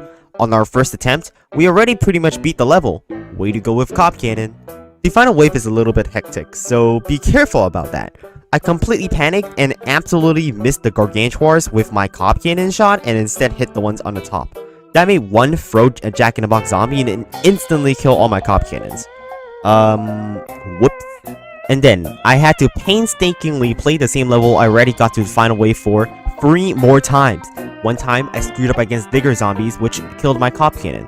They are dangerous because of how fast they move underground straight to the 4th column and ruin your cob cannons once you miss them with your cob cannon shot. The second time, I died on the final wave again. This time because of me losing all my cob cannons, and then very unfortunately the grave spawned tallnut zombies. The tallnut zombies don't die to a jalapeno, so my hopes of winning were also destroyed in the second attempt. After 3 failed attempts, all pretty close to winning, I was finally able to not screw up and beat it on my 4th try. It is of utmost importance to protect cob cannons as well as possible. Grave Danger, as the name implies, is a level where graves are dangerous. You can't use Grave Buster in this nighttime level, so that's going to be pretty rough. There's a pretty rough selection of zombies here too. We have dancing zombies, football zombies, pole vaulters, pea shooter zombies, and jalapeno zombies. What's different though is that in this level, gravestones spawn zombies not just in the final wave, but also in the first flag hits, making them much more dangerous. Gravestones also start spawning naturally throughout the level on top of all the gravestones spawned by Gravehead zombies, making the level even more challenging without Gravebuster. Not having access to Gravebuster just made me realize how important of a plant it has been in all my strategies. Without Gravebuster, we suffer so much more in the early game because of the reduced sun production compared to usual, causing us to have a much harder time defending. It's nighttime with pea shooter zombies, which hasn't happened for the entire game since every time pea shooter zombies have appeared, it's just during daytime or a night roof. In this scenario, it's pretty interesting, since we don't have flower pots to block off the initial Zombotany peas from our main attacking plants. With sunshrooms and puffshrooms being shorter, this means Zombotany peas just fly above them, making them all target any other taller plants. That is actually really bad for us, since planting any melon pole just makes it get completely fired down by Zombotany peas without any cheap fodder available to block it. That made our first attempt at playing this level a complete fail. Melon poles basically do nothing for us here since they just completely die to pea shooter zombies, and from looking at the current state of the lawn, it doesn't seem like we have any hopes of winning this game when we have pretty much nothing to defend off the zombies. Since we weren't going to set up any permanent defense with these pea shooter zombies shooting pretty much everything down, we might as well just use temporary defense and win. Therefore, I decided to imitate Puffshroom and try to beat this level, since it's just 2 flags, and we can rely on lawnmowers and doomshrooms to eliminate the threats while stalling them. It actually worked very well in the early game since we got lots more time to stall out against the pea shooter zombies, allowing us to get more potato mines to blow them up. It also just gives us more time to farm sun and plant pea shooters more safely as they get to live for a longer time, giving us more value for everything else. For the grave spawns in the first wave, obviously one doomshroom just takes care of that, so we don't need much effort to deal with it. However, after the first flag is when things go south really quickly, since lots of football zombies start charging in, and killing football zombies with pea shooters, I can say, is rather challenging and probably not a good idea. It's pretty much only barely possible to keep up with them by using our instant use plants every wave of zombies. Jalapeno this wave, Ice Shroom this next wave, and then Doom Shroom. The pattern just goes on. I'm fairly certain you get it, but this strategy actually works really well and got us to the final wave. That is of course with the exception that Jalapeno zombies just completely demolish all our sunshrooms, which makes us lose in the final wave. Jalapeno zombies stay in the front of the lawn, which is where all the gravestones have spawned, making them basically impossible to reach with our instant use plants. They eventually just explode, killing all our available sunshrooms except very few, and this causes us to not be able to afford Doomshroom in the final wave, so this was a bust. Trying the strategy again, but this time I'm way more aggressive with spamming pea shooters. They were our best form of defense as they were immune to Zombotany peas. However, even with spamming more pea shooters, the same problem literally arose again. We managed to get to the final wave still standing, but with literally no sun to work with. With us already reaching the final wave several times with this strategy, it was relatively promising that this was not going to be very difficult to finish, so I stuck with the loadout. The key to beating this level was obviously the amount of sun we needed to have in order to beat the final wave. So, instead of only having 2 columns of sunshrooms, I decided to go for 3 columns. Yes, you may be wondering, if I plant 3 columns of sunshrooms, how on earth am I going to fit in puffshrooms in this defense to do damage to the zombies? The answer is we literally just don't. We don't actually need that many puffshrooms since they do relatively minuscule damage compared to what we can output with pea shooters. Pea shooter spamming is mostly just enough to get us through the level alongside planting a bunch of instant use plants. Now, just pea shooter doesn't always work, so I'd just dig up 1 or 2 sunshrooms in a row to replace them with puffshrooms when it gets a little bit too dicey. Just try to keep more sun producers on the board, since they are very important for us to keep up the inflow of sun to get more instant use plants down to defend off the zombies. And indeed, planting a whole extra column of sunshrooms was the solution, since we had a much easier time and got even above 1000 sun. Just keep stalling out the zombies with the planter and ice shroom cycle strategy, and you will eventually reach the final wave with enough sun to blast them with the Doom Shroom. With the Doom Shroom to one-shot the final wave grave spawns, you just need to defend any rows you lost your lawnmowers in, so watch out for those and use instant use plants appropriately. Obvious choices include using Jalapeno in a row where you don't have a lawnmower anymore, like I'm doing right here, and that's going to be grave danger completed. Stormy Night is like 410, but with different zombies and different plants. There are now just Dolphin Riders and Balloon Zombies on top of Coneheads and Basic Zombies. It also has 3 flags instead of 2. The plants we get to use are Pea Shooters, Cherry Bombs, Lily Pads, Puffshrooms, and Cactus. Since Pea Shooters are moving, Cactus is our only permanent defense in this level other than the very weak Puffshrooms. It is key to keep as many of these alive by placing them towards the back of the lawn. Even though they have increased health, we don't want them dying to torchlight zombies. The strategy is relatively simple this level, which is just planting down Cactus as defense. The ground lanes are pretty much very easy to beat with Cactus spam and Pea Shooters as support. There's basically nothing on the ground lanes except for basic and conehead zombies, so it shouldn't be too hard to deal with the zombies there. On the other hand, the water lanes are the most dangerous this level, since dolphin riders constantly rush to the end of the water and ravage your cacti. Thankfully though, cacti have increased health courtesy of Brutal Mode EX, so each cactus can block for a prolonged duration against the horde of dolphin riders. Try to focus down on the dolphin riders as much as possible with your cherry bombs there to reduce the amount of damage your cactus are taking. Using pea shooter in the water is obviously not advised, since they just fall into the water if there is no lily pad supporting them, making them pretty much a waste when it survives for only 10 seconds. Pretty straightforward conveyor belt level with nothing too out of the blue, and you should be able to complete Dark Stormy Night relatively easily, and that's this minigame done. Squirrel is a really interesting minigame which is unchanged. You win by literally digging up all the walnuts on the lawn before a football zombie reaches your house. That's it. Yep. So the strategy here is the hotkey to your shovel is tilde on your keyboard to make this minigame last 10 seconds instead of 20 seconds. It's as simple as that. Not really sure why the original PvZ developers originally made this level, but it's probably an unfinished minigame idea left inside the game's hidden data. Invisible is a very difficult minigame because of the changes to the plants we can use. We only have pea shooters, lily pads, jalapenos, ice shrooms, walnuts, and tall nuts. We no longer have kernel pole, so our only attacking plant is pea shooter, which slides across the lawn. This means we have no permanent defense available. With invisible zombies, we don't ever know if there's a torchlight zombie coming from behind. I can only see from my pea shooter what the zombie at the front of the horde is. I will have no information to know whether there's a torchlight coming up from behind, so your plants might suddenly get trampled. With invisible torchlight zombies in play, remember our walnuts and tall nuts? Yeah, we can plant it down and they could get instantly crushed without any way of knowing that will happen. That's why it is best to plant an ice shroom first for information. The first wave has 4 basic equivalent, so it could be 4 basics, 1 conehead, and 2 basics, 2 coneheads, or 1 buckethead.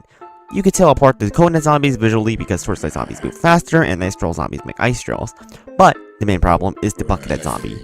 Obviously, a singular zombie on the first wave could indicate a buckethead zombie, but it's not possible to tell the difference between a gray fed and a target zombie. They make the same noises, so we won't know what will happen until the very moment they die, and we might have a bungee ambush or a random gravestone. That brings me to the topic of target zombies. They're the most stupid zombie this level. You know a bungee ambush spawns as the audio is there, but with no info where the zombies land. Dealing with target zombies is horrible since football zombies can easily break through your weak defenses, and screen door zombies are also just not unbeatable with pea shooters. It could also spawn torchlights in the middle of the lawn, or any threatening zombie that just makes it impossible to win. It makes the most sense to just restart if you hear a bungee ambush. And if you remember about sliding pea shooters, they fall right into the water if they're not supported by a lily pad underneath them in the pool. This makes the level even more challenging when pea shooters don't survive for very long to kill basically anything in the pool lanes. It doesn't seem all that great that in this level, you literally have no clue if you might lose all in an instant to whatever the game decides to throw at you at any given point. By the time you see a random lily pad in the pool lane getting crushed, it's already too late, and you need to somehow deal with that torchlight zombie that's going full speed right at you. You need to use a jalapeno to kill that single zombie, or a tall nut and a lily pad to get the on-death squash attack in the water. Both are very expensive, and that's why the most logically correct thing to do in this situation is just restart the level and play over in hopes of not screwing up against an invisible torchlight. And if you try to use ice cream to stall for time against torchlight zombies that are about to use a pool cleaner, these attempts are futile. It won't work, and you'll most probably lose the game anyways if you spend so many resources on just a single torchlight zombie. On my third attempt, I realized that I can just do tall nut against an ice trail zombie, and you do know that it does an ice shroom on death if it dies from being eaten. So, in another way, on top of dealing damage to zombies that eat it, we can also rely on it being extra information of the position of zombies in this level.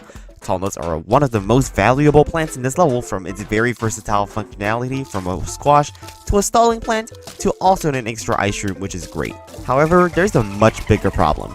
If we use tall nuts on the ground, this means we don't have them in the water, and this level has dolphin rider zombies, so it's not actually that useful once I realize we kind of need to save them for the water. Otherwise, it's impossible to defend dolphin riders, since of course, pea shooters and walnuts are not going to counter dolphin riders, and jalapenos would not be very efficient to defend the whole level. So it is actually very important to keep your tall nuts in the water to defend against dolphin rider zombies, or else we have no ways to deal with them. Only problem being that tall nut is the rarest plant to appear in the conveyor belt this level. Even after I figured I needed them in the water, I ended up only getting one, so I still lost to Dolphin Riders. And the other problem with tall nuts in the water is, what if your tall nuts get eaten by zombies naturally or get trampled by torchlights anyways? Well, too bad, you still lose to Dolphin Riders when it happens, since Dolphin Riders in Brute Mode EX change lanes once, meaning you need 2 tall nuts to block them completely. Unfortunately, there's just not a whole lot you can do if the game just throws too many torchlight zombies at you. You just have to restart the level. And if your tall nuts don't get completely trampled by torchlight zombies, then good luck not dying to Jack-in-the-Box zombies instead. These guys can still blow up the tall nuts from the side instead of directly killing it, and it can still kill those tall nuts and let the Dolphin Riders sneak right through. Once again, I try to play the level again, and it's just absolutely brutal if there are too many torchlight zombies in this level. No chance to beat all of these torchlights crushing my plants. So, to make my attempts take less time when we're not going to win, I'm now also just restarting the level if I don't have 2 tall nuts in the water for the first lag. Finally, after many restarts of combining the strategies mentioned above, by restarting once we don't have 2 tall nuts in the water or cure a target zombie, we have our 20th attempt here. This attempt got us the win in Invisible quite handily. First of which, the key is how lucky you get before the first flag hits. Pretty much defending early on is not going to be that difficult with ice shrooms, jalapenos, and pea shooters. The most important thing to win is having enough tall nuts plus lily pads stocked in our conveyor to replace any destroyed tall nuts. We always need to keep the tall nut alive since it's our only defense in the water, and once we lose it, we are pretty much screwed against Dolphin Rider zombies. The next thing that you'll need to happen is a hyper efficient defense for the middle section. Pea shooters plus walnuts serve as a great combo against any non-trampling zombies. Ice cream to see where the zombies are plus jalapeno allows us to precisely kill as many zombies as possible with a single jalapeno to maximize efficiency. All you need to win is just surviving until the last few waves of the level. In the last few waves, we can sacrifice all our lawnmowers and pool cleaners, and since there is an extended time before the final wave comes, we can stock up during that time. With zombies only coming in a few rows, because of the lawnmowers only being just activated, this means we only need a jalapeno or 2 to beat everything else crammed into one row. And there we go! The strategy is just relatively simple, but with an incredibly high difficulty since we need to get so many tall nuts early on to be able to replenish them on demand later. I thought Big Trouble Little Zombie was a completely impossible minigame, and it is certainly quite the challenge when there's literally peas all over the screen. This was an extremely tough level to tackle. It took me 6 hours of total gameplay to beat this, and I actually did it off stream in my little bits of spare time.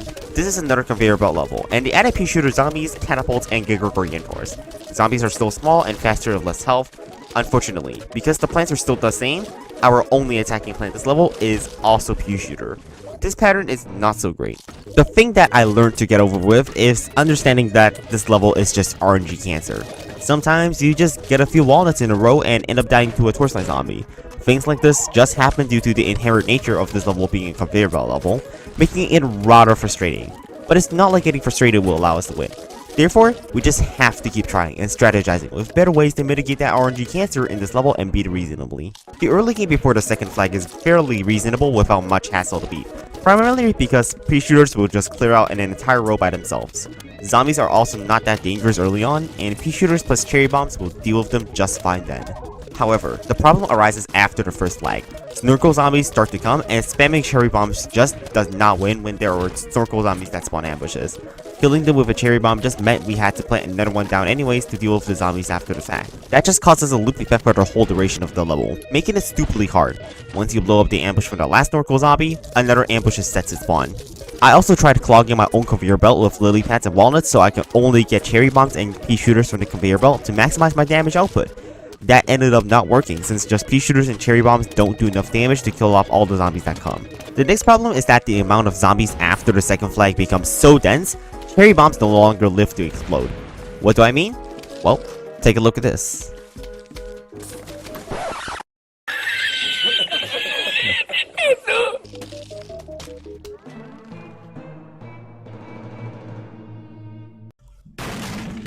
I didn't even know this was possible, but because there were so many Zombotni peas hitting the cherry bomb, it can't even implode since it died before it got to explode.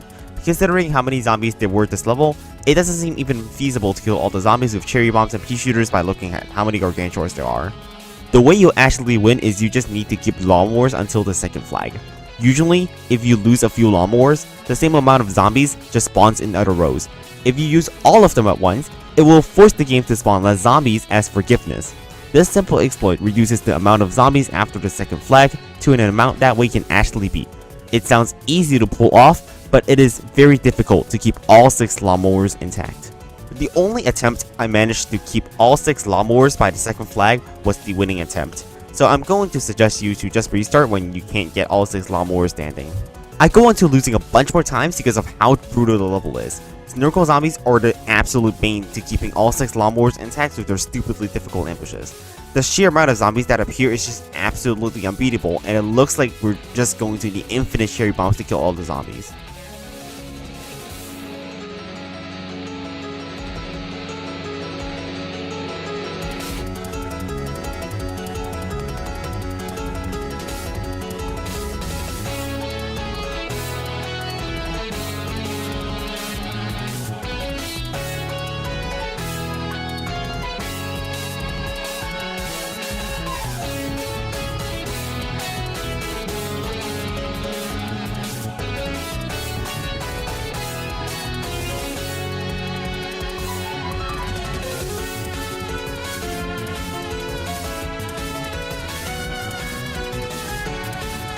How do you beat this level?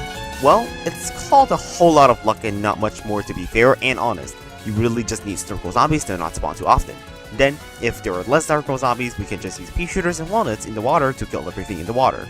That is why later on I use pea shooters in the water instead, which is counterintuitive since we know pea shooters just spawn into the water if unsupported by lily pads. But it's more worth it to not spend 2 cherry bombs and instead do the single pea shooter and take some damage on a walnut.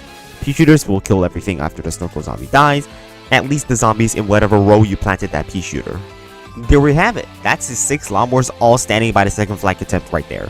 Now, we just need to use the walnuts or stall for a few more waves.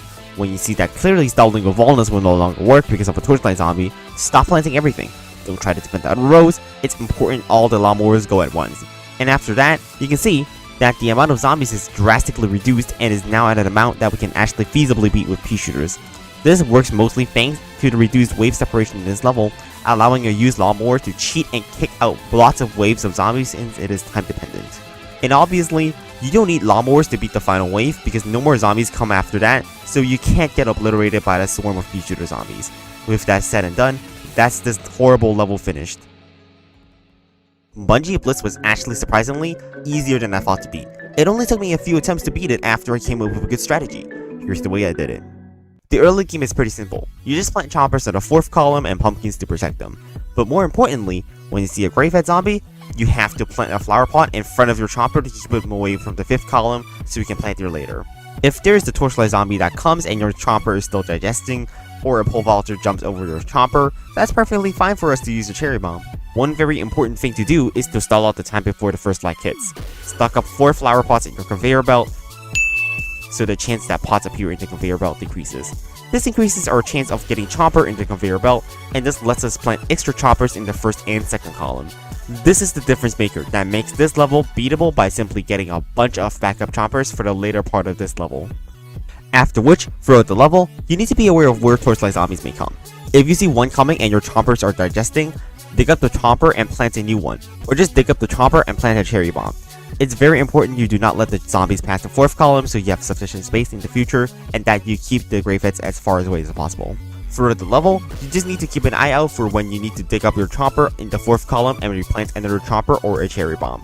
Against catapults, you just let them fire down a pumpkin until they run out of basketballs, and you can kill them later with a chopper when they roll forward. Be aware that you never want to have more than 8 plants sitting in your conveyor belt, since the game will then start to slow down the rate it gives you plants from the conveyor belt. Towards the end of the level, I'm going to expect that you probably will screw up a bit and let slip a Gravehead zombie or several torchlight zombies. This is why we needed to plant those choppers in the 1st and 2nd column, to be able to deal with these zombies once we reach this point of the level. Once they infiltrate, you need to stall out the level to extend the game until the final wave to use the roof cleaners. You cannot use them before the final wave because of the grave spawns. On the final wave, dig up all your plants to prevent choppers or football zombies switching lanes. Then, use choppers to clean up the remaining zombies from target zombies. Easy win! So, we have one minigame left. It's Can You Dig It? Unfortunately for now, I do not believe that it is beatable in a meaningful manner. Can You Dig It has the exact same plants, zombies, and gimmick as the vanilla version of it. You start with a full line of walnuts and you only get pea shooters from the conveyor belt. The level has 3 flags, and there are only basic zombies and conehead zombies. However, because it is the exact same, it did not account for the change to pea shooter. The problem here is instead of the level being just walnuts digging up and then pea shooters planting, this level's walnuts are practically irrelevant when torchlight zombies exist. That is a huge problem considering all you get are pea shooters, and obviously spamming pea shooters as 10 zombies piled up isn't going to do much if you can't stall them. It's just a matter of whether, say, are there too many torchlight zombies spawning? If yes, you lose the game, because your pea shooters can't keep up. That's pretty much it. So yeah, unless I decided to save scum and try to get perfect RNG every wave to ensure that 0 torchlight zombies come during the entire level, and so we can use our walnuts to stall, this level is completely unbeatable, simply said, because our firepower is not good enough. I would say getting perfect RNG by save scumming is basically cheating like in a TAS run, so technically, is it possible to beat? Yes, but is it realistic that we could ever beat it? No. Am I going to keep trying to beat the level at this point in time? No, because every time I play this level, I've died on the exact same wave number anyways, so I don't think any progress is being made by replaying the level.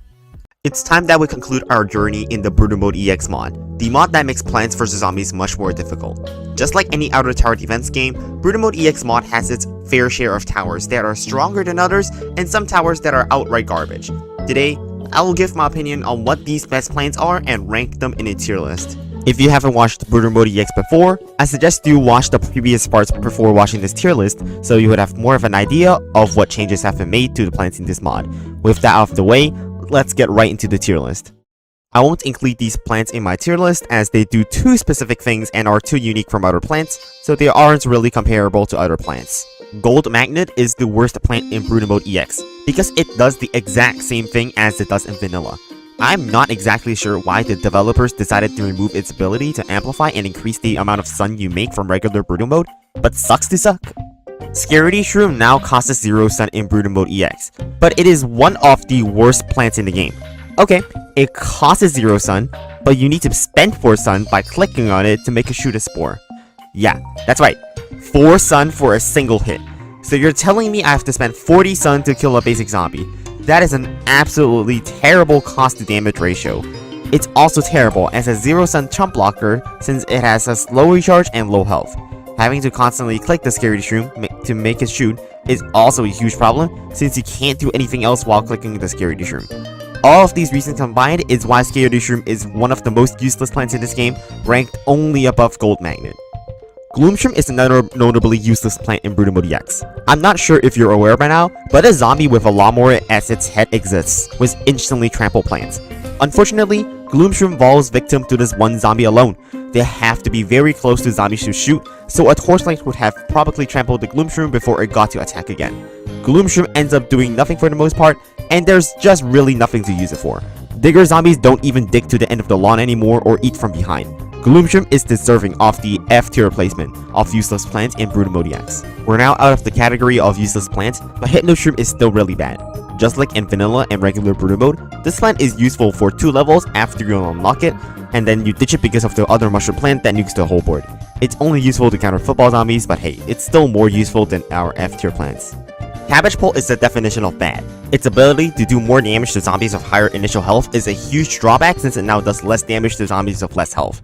It ends up needing to shoot 12 times to kill a basic zombie, while in vanilla it takes 5 cabbages to kill a basic zombie. It does nearly no damage to basic zombies, and every level has basic zombies, so it does nearly no damage most of the time when its shots just get blocked.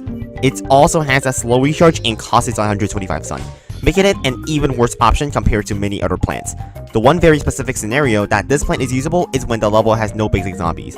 Yes, that level does exist because Zombani 2 is a level where basic zombies have been replaced by pea shooter screen door zombies, and the screen doors on pea shooter zombies count towards the maximum health of the zombie, allowing Cabbage Pole to kill them in 3 shots. It is niche to the point that it is only usable in 1 level. Don't use Cabbage Pole. Split Pea is truly one of the most pointless plants. It now shoots 2 peas both ways. Sounds good, right? Only problem is there's no reason to shoot 2 peas backwards if no zombies can go behind it. Digger zombies now eat all plants underground and then pop up on the 4th column, so they don't go behind split peas. There's also no merit to use a plant just to counter Gargantua imps in a normal level, and even in survival, you'd use Gloomshroom instead of this. Generally speaking, useless plant in all levels with points given to it for just being a plant that doesn't die to torchlights immediately. Blover is a hard plant to explain in Brutal Mode EX. To this day and age, I have no clue what it does and how much damage it does, because the outcome of every blower is different. Blower is guaranteed to do damage to all zombies on the screen for a bit and also apply a shielding effect, but apart from that, it's a complete casino. Sometimes it does a bit more damage, sometimes does a lot of damage, which kills Bucketheads, and then sometimes also knocks zombie backs in his own row. It's a really inconsistent effect, and also has a slow recharge, which doesn't actually blow away balloon zombies, so it feels kinda bad. Overall, a weird plant that I'm not quite sure what its applications are, but at least it's more useful than some plants that are outright useless and pointless. Snow Peas essentially double any damage output in your lane because slowdown causes zombies to move twice as slow. Snow Peas in Brutal Mode EX shoot a burst of freezing shots after shooting 15 times, so they're even stronger than before. However, it's a struggle to find a reasonable level for Snow Peas when Free Peters directly outclass them. Free Peters only cost double, yet they deal triple the damage, making it far more cost and space efficient. It's slightly more cost efficient when placed on the top or bottom rows because of its burst attack that activates after 15 shots, but it's still more worth it to go Free Peter because it's worth the slight cost inefficiency in exchange for space efficiency. That was word for word what I said in the Brutal Mode tier list video, because the situation is still unfortunately the same in Brutal Mode EX. Too bad for Snow Pea. Walnut is as bad as you could believe it to be. It gets instantly crushed by torchlight zombies, so it serves no purpose if it can't stall zombies. This will be a recurring theme of the wall plants in Brutal Mode EX, since you can't really stall zombies at all with them when a torchlight zombie can easily take the wall out of play. Walnut even causes 50 more sun now, making it even worse, and the fact it freezes after it gets to the second degrade stage really doesn't matter if it just gets instantly trampled. Overall, very poor plant without pretty much any usage other than blocking Zombotany piece, which isn't even the best at fulfilling set role. Cactus receives several changes. Not only does it shoot bursts of free shots at once, it also knocks back zombies with increasing chance with more zombies in its own row, and also has significantly increased health to act as a blocker. Unfortunately, this weird hybrid of an attacker and defender doesn't really make sense in the context of Brutal Mode EX because of the torchlight zombies. Having extra health doesn't really mean anything, as I just mentioned, and its attacking strength is far less impactful than something like a repeater, which damages all zombies in front of it with a piercing attack. It's also not really great at stalling, particularly compared to something like Free Peter. It ends up trying to do everything at once, which makes it worse than other plants at everything, making it not fit for any particular purpose. Garlic is another plant that gets demolished by torchlight zombies. To make up for that, it now diverts zombies when placed and destroyed, and poisons zombies that hurt it. Unfortunately, the two guaranteed moves are not useful enough to make it viable. Why bother planting a garlic when torchlights are probably going to trample the garlic within a few waves? Unsurprisingly, this not so useful plant became even more not so useful in Brutal Mode EX, but it has one redeeming quality. Angry dancing zombies when moved by a garlic's when placed ability actually starts to move away from the house. That's the only legitimate use case I've found for garlic, otherwise this plant is trash and you should just be standing your sun on actual defense. Pumpkin is straight up terrible in Brutal Mode EX. It suffers the same problems Walnut does to torchlight zombies, which already make it bad. Its combos with close range plants also aren't good since they are generally weak to torchlight zombies, as previously explained with Gloomshroom. Its real use is probably to protect plants from gargantuan imps, and you don't need pumpkins most of the time since imps die very quickly to Gatling Peas anyways. Its side ability to cut down recharge by half on the plant you place it on isn't particularly useful either, since often it is just not worth spending that much to fasten the recharge. Spikeweed is a source of damage that takes up no space on the lawn. Can also be used on roof levels, but it's just a bad plant. Usually, Spikeweed is really good when you can halt zombies on its tile with wall plants to continuously do damage while only spending some for one Spikeweed. Well, about that, wall plants are unusable in Brutal Mode EX, so Spikeweed just sucks. Spikeweed now only hits each zombie a few times, which is just not worth it for the cost. Its knockback ability is also rarely relevant, at most just allowing the Spikeweed to damage the zombie it knocked back one more time. Not a whole lot of usefulness other than being a fast recharge plant that can instantly kill Zombonis or catapults. Op Cannon is cost inefficient and causes way too much sun for any generic level where regular attackers are almost always better. It's too expensive to set up, has very bad payoff in any short level, and only used for unsighted and high gravity due to restrictive properties on those special minigames. Its usefulness outside of survival is pretty much zero and unnecessary in any normal level, so unfortunately it is ranked very low. Future doesn't have many applications since it's back to being short range like vanilla. However, it costs 25 stun more and slows down zombies after every 11 shots. This ability is not really a reason to use Fume Shrooms considering that its short range makes it very ineffective against Torchlights, so they could easily be trampled early on. It is best used as a relatively cost-efficient way to deal with Screen Door Zombies in the early game, to pave your way to afford better plants like Melon Pulse. It's not really worth it later on in levels due to their limited range and damage, where other plants like Repeaters fulfill similar roles better with a higher damage output and range. Squash can squash twice but only do damage to cut down its target health by 50%, which is a detrimental nerf to one of the best plants in vanilla. Squash was often used as an early game plant to get rid of stray zombies when you can't invest long-term defense into the row yet. This nerf basically makes it unusable early game, unless for some reason you want to spend 50 sun to kill a basic zombie early on instead of just planting a pea shooter. And I don't really see why you would want to use Squash necessarily in the late game, considering Jalapeno and Cherry Bomb are far superior mid game. It hard counters Screen Door Zombies because the Screen Door counts towards the maximum health, so the Squash can instantly kill the zombie. Outside of that, it's not used in any other way. Torchwood can now stack up to twice in Brutal Mode EX, allowing Flaming Peas to further gain power after passing through another Torchwood. This allows it to have the highest power ceiling of all plants, but it's just outclassed by other options that are more flexible and cost efficient.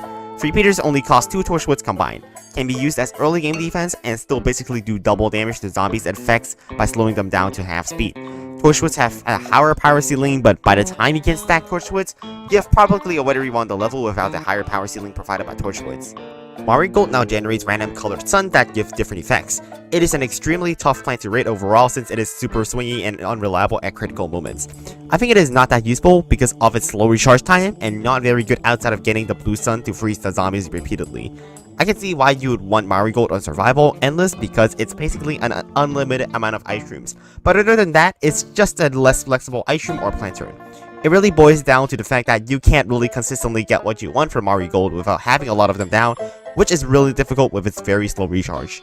Spike Rock is bad for pretty much the exact same reasons why Spikeweed is bad. It's only better because it's more cost efficient against Zombonis, otherwise he's no use at all. Zombonis are not even that dangerous anyways because they get shredded by Gatling Peas in the day and blasted by Doom Shims during the night.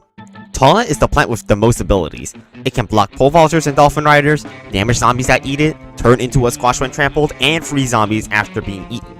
That sounds like insane utility with many ways to use it, but it still remains the same problems as Wellness because Torchlight zombies still instantly kill the Tallnut. Make no mistake, it's much better than the 100 Sun Walnut, but its effects are just very weak when the Tallnut doesn't survive for very long.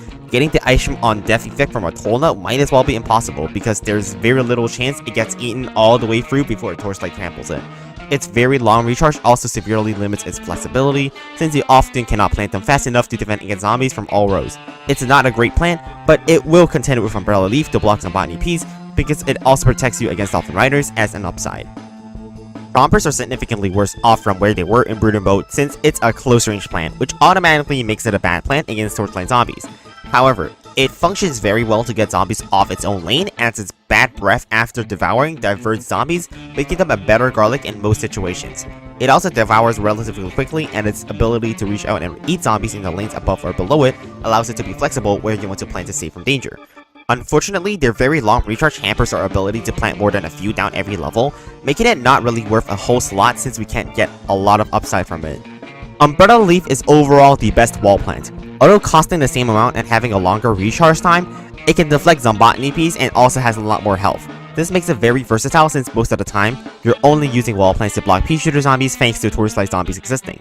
Umbrella Leaf cannot be damaged by Zombotany Peas, so we can just plant them and not need to replace them, making them the most cost-efficient solution. Not only that, it's also significantly more useful because target zombies spawn bungee ambushes, which Umbrella Leaf deflects them as well. Outside of that, there's pretty much no reason to use Umbrella Leaves anyways, just like any other wall plant that we can use, but the overall best wall plants against projectiles. Melonpole brings us to the start of the not so bad plants, but even Melonpole struggles in Brutal Mode EX without the appropriate supports. The main benefit of Melonpole is its ability to do group damage, allowing us to clear our hordes much more efficiently in the late game while remaining somewhat decent early. However, one Melonpole alone does not kill a Torchlight in time before getting trampled, so even with its cost cut to 225 sun, it's hard to set them up early on. This imposes a rather high barrier to using Melonpole since we need to make sure that there is appropriate defense set up to plant these expensive fellas and support them well. Usually, using Melonpoles means we're going for the maximum sun producers to get enough sun to use them, as well as needing to spend an extra slot for an early game defender. This makes them quite costly to use in the number of slots, but overall they do a fairly good job at killing medium-sized groups later on in the game, such as the numbers of pole vaulters. Winter Melon sits in the same rank as Melon Pole, becoming a much more cost-efficient free beater in the long run. However, the liability comes from the difficulty of setting up Melon Poles initially, which leaves them not as flexible as cheap stalling options like Planterns and Ice Shrooms. Free beaters are also generally better because they hit zombies in free rows without needing them to be close together, a significant difference maker in the early game when zombies are more apart. However, Winter Melon does see usage over Free Peter considering Winter Melons can target balloon zombies, so using Winter Melon instead of Free Peter plus Cattail saves a slot. Kernel is a powerful hybrid of stalling and damage, now being able to butter a group of zombies rather than just one. Butters halt zombies completely in place, so having groups of Kernel Poles can completely freeze zombies in place with no limit of how many zombies can be buttered at once. The further stalling created by Kernel Pole can be exploited using a Planter and Ice Shroom, grouping many zombies together for a much more effective Doom Shroom. On the other hand, it's a fairly weak early game plant because of its very low damage, so it's definitely not always the best in levels, say with higher health foes. Tangle Kelp is surprisingly not bad at all in Bruno Mode EX. In fact, it's very useful. It now costs 0 sun, making it much more reasonable and allowing us to spam them for the early waves. Not only that, but it also generates a specific colored sun depending on the zombie it rounds, giving different effects similar to that of a Mario Gold's colored suns. It becomes very useful when you use them to kill snorkel zombies to get the blue sun, which freezes the entire screen like an ice shroom. Absolutely fantastic value for only 0 sun, and we can even use Tangle Kelp to fasten our recharge for free by pulling down a Buckethead, or just get 75 extra sun by pulling a Conehead. This makes Tangle Kelps a very viable option to aid ourselves. Madness Shrooms are one of the great plants in Bruno Mode EX. You could just use this as a way to weaken strong zombies like football zombies, but it serves a far more important purpose. Cherry Bomb Gargantuars throw a Jack-in-the-Box zombie at your defenses when at half health, which destroys your backline defenses. The only way to prevent it is to steal that Jack-in-the-Box with a Madness Shroom. Madness Shroom is also the only way to force Digger zombies out of the ground, which allows you to plant further than the 4th column, opening up a lot of space on the lawn to plant. Madness Shrooms are a perfect solution as a reusable, inexpensive, and easy way to deal with Digger zombies, with just 1 or 2 having coverage of the whole lawn. Madness Shrooms may seem very weak in high density levels, but it now also removes all metal objects at once after pulling 5 objects regularly, so it still works in those levels. All these are substantial reasons for why Madness Shroom is a very good plant. Ice Shroom is a very good stalling plant, especially because it slows down zombies after the fact and freezes any ongoing pea shooter zombies. Pair this with Planter and you can slow down all the zombies every wave by just alternating between the two, helping us essentially double our damage at a very low price. Although it freezes for a longer duration than Planter, it does not permanently slow down zombies, so Planter heavily outclasses Ice Shroom if we were only choosing to use one. Pea Shooter receives a full rework in Bruno Mode EX with significant improvements. It was often a waste of space to plant while still being not great for the early game. However, it now costs 50 sun, and does significantly more damage, albeit slides across the lawn over time. Coneheads can be killed by just a single pea shooter placed in the back. Moreover, you can even kill Bucketheads with just one pea shooter if it shoots a snow pea and slows the Buckethead down, so it is a very cost-efficient early game plant. It can keep defending its own row as long as it stays alive by killing whatever's in front of it, so most of the time, you're killing multiple zombies with a single pea shooter.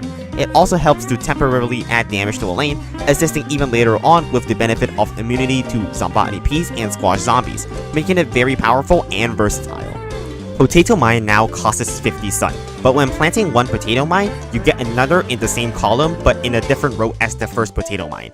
It seems rather odd to use because a lot of the times, you may not want a second Potato Mine because you're using Potato Mine as a way to instantly kill a zombie. However, that second Potato Mine does come in handy when you need to plant cheap plants to simply stall out zombies, or need extra early game defense that you don't have at that moment. It's overall a net neutral change in my opinion, since it still excels at its main purpose of being a great way to beat the early waves without spending much. However, Cattail is a better early game plant compared to the Potato Mine because now it can be used in any level. It's also sometimes a bit risky to use Potato Mine because of Torchlight zombies moving very fast, so you need to plant a Potato Mine many tiles in advance to kill them. Repeater is generically one of the best plants in the game. Costing now 175 sun, and instead of shooting 2 peas, it shoots a star and a pea and stars pierce through zombies. This is an absolutely damage rate for only 175 sun, which you're essentially paying for a laser beam and pea shooter combined. It is the best at clearing out the massive hordes of zombies. However, its stars cannot damage zombies behind shields and only damage the shield and not the zombie itself. This makes them not a counter to screen door zombies, which unfortunately limits a lot of what we can use them for, since most Zombotanies do hold shields. However, as a stepping stone to possibly the best plant in the game, Repeater serves its purpose right as a very cost-efficient attacking plant in Bruno Mode EX. Doomshroom, unlike in vanilla, has now been nerfed to cost 225 sun. Quote unquote nerfed because it's more of a rework. It still does the same explosion as the vanilla Doomshroom, but now zombies that get blown up by a Doomshroom have a small chance to drop black suns, which when collected, do a small explosion. Doomshroom can be more effective against larger groups of zombies when appropriate, such as in the final wave of a level with gravestones. Doomshroom will do better there since we can use the black suns to also eliminate the gargantuar spawning from the gravestones. Despite not being as spammable, its new ability remains useful in levels with gargantuars by allowing us to have a good bit of chance of instantly killing them. Jalapeno can still clear out the whole wave of zombies using its vertical attack and still instantly kill gargantuars by overlapping its vertical and horizontal attack. It's even more flexible in Brute Mode EX because it can help clear out ice trolls from ice troll zombies which appear in every level, making them an even better option than before to consider. Seashroom gains a significant buff by having fast recharge, making them the actual equivalent of amphibious puffshrooms. They excel at providing value as a free form of defense in all fog levels and are essentially auto-include during fog levels. Often, it can save you lots of sun to help build up the better plants. Unfortunately, they are nowhere as useful as puffshrooms as there are not as many zombies that we can stall with sea shrooms with the limited collection of zombies in the water. Puffshrooms remain superior by maintaining relevance even in daytime to slow down zombies early on and slow down threatening gargantuars. Remember how stars now pierce through zombies? So now starfruits shoot piercing shots as if it wasn't good enough in vanilla for just a low cost of 200 sun. Starfruits can very easily clear out crowds of zombies when spammed in masses thanks to its fast recharge. And it even works on roof levels now because stars pierce through the roof. These wonderful properties make starfruits some of the best options in Brute Mode EX, only outclassed by the very best that are just a bit more flexible in the early game. Gravebuster now costs 25 sun less and generates 75 sun after busting down anything. Yes, anything, not just graves, but also your own plants. When you bust your own plant, make a plant crater on that tile so you can't plant on it. Except you can just dig it up, so there's no downside other than using a slot. Grave busting a zero cost plant gives a 25 sun profit every time, valuable at accelerating your sun production since it is guaranteed sun. Removing gravestones at a profit also makes this very appealing to run in every level with bucketheads to profit more sun off of gravehead zombies. This is especially great in nighttime with less sun production available, since you can plant Gravebuster straight away to profit 25 sun immediately, making this one of the best plants in the game. Cherry Bomb is, I believe, the most generically strong plant. Costing 50 sun less, it only does enough damage to kill coneheads while freezing any zombie that it hits. However, the main benefit of Cherry Bomb comes from the fact that it is the cheapest way to eliminate torchlight zombies off the line. There are so many scenarios where a torchlight is about to trample one of your important plants, which may cost you the game entirely if it weren't for Cherry Bomb to just kill the torchlight. Sometimes, it's also useful to have a cheap way to straight up wipe a Jack-in-the-Box zombie or kill a ghost Jack-in-the-Box zombie. Just generically a multi-purpose instant use plant that can also be used to free us up any horde of zombies that may be difficult to deal with. I think it makes more sense to talk about Cattail alongside Freepeter together as a staple combo and why they're two of the best plants in the early game. Freepeter has been mentioned many times throughout this video as being one of the best plants in the game, and that's because it is so cost efficient. Although costing 25 sun more now, it shoots snow peas, making it a more cost and space efficient snow pea. Pairing this low effect with Cattail makes the trifecta strategies early game. This combo works so well because Cattail is not lane restricted by where it can be placed, since we can upgrade a flower pot to a Cattail. In pool levels, Cattail is even better since it can sit in the pool lanes, same from any early torchlight zombies, allowing us to easily defend them off with not much trouble. Cattails can pretty much defend off everything in the first few waves with just a simple lantern and slowdown for zombies screen wide, and then we can afford Freepeters afterwards. With these two plants combined, pretty much nothing in the early game is going to get past you besides from maybe some screen or zombie variants. These two hyper efficient plants are also extending to the late game to help us out even more. Freepeters remain excellent throughout the level as its slow effect is essentially doubling our damage output and gives us more time for all our outer attackers to kill up any zombies. Cattails also remain useful for defending balloon zombies and piling up extra damage in any lanes we need help in, making these two plants a great early game combo.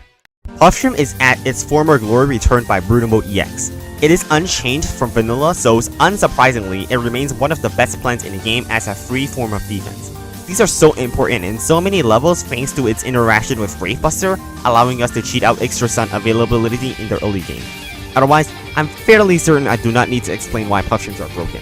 Lantern now removes all fog, stuns the entire board for 3 seconds, and it also gives all zombies a permanent movement speed penalty. For 25 sun only!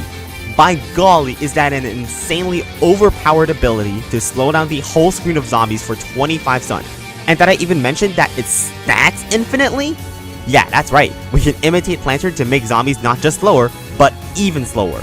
And we can keep planting them to slow zombies down to a crawl, making them essentially powerless. Planter did not deserve to stun zombies for 3 seconds when played at the cost of only 25 stun already, and now they made it even better with a perma-slow. You can use this plant in pretty much any level and it will be fine. Torchlight zombies now killable with only spending 3 puff streams. Extra time for plants to damage the incoming zombies. You absolutely need to use this plant in Brutal Mode EX. It's ridiculous that this is 3 times cheaper than an ice shroom, and is not restricted to nighttime with an arguably better effect. I'm at a loss of words. Gatling Pea is by far the best plant in Brutal Mode EX. When I mean by far, this plant is broken. Extremely high damage for not a very big investment while defending 3 rows. This plant is absolutely ridiculous in how much damage it outputs, and you can pretty much beat every single level of these guys because of the high scaling properties of Gatling Peas. Piercing damage has it from the Star City shoots. Damage has it from the extremely fast attack speed. Defending in multiple rows has it from its secondary attack adding damage to adjacent rows. Skills from the early game to the late game sure got that from the repeaters to start and can add a ton more damage with Torchwood. That being said, this plant can pretty much be used from all sorts of levels, including on adventure, on mini games, and it will make them a joke. You can even use them on roof levels because the damage is that high. It's still worth it even if you have to plant them in the middle of the lawn, since the zombies most likely won't touch it when the Gatling Peas shred all the zombies apart. Definitely the most important of the trifecta strategy, this plant patches up the low damage properties of cattails and repeaters, making the 3 plants combined easily the best strategy in the game to beat pretty much any level you use them in. And that's it for the Brutal Mode EX mod plant tier list. I hope you enjoyed this video of me giving my opinion on all the plants in Brutal Mode EX. Tell me in the comments below if you'd like to disagree with my tier list placements, and make sure to subscribe to the channel to keep up with more modded PvZ content. And next time with a new mod that will be even more difficult than Brutal Mode EX. Some spoilers have been put on my Discord server for what the mod may be, so join now using the link in the description below. For now, have a great day and I'll see you all next time. Thanks for watching!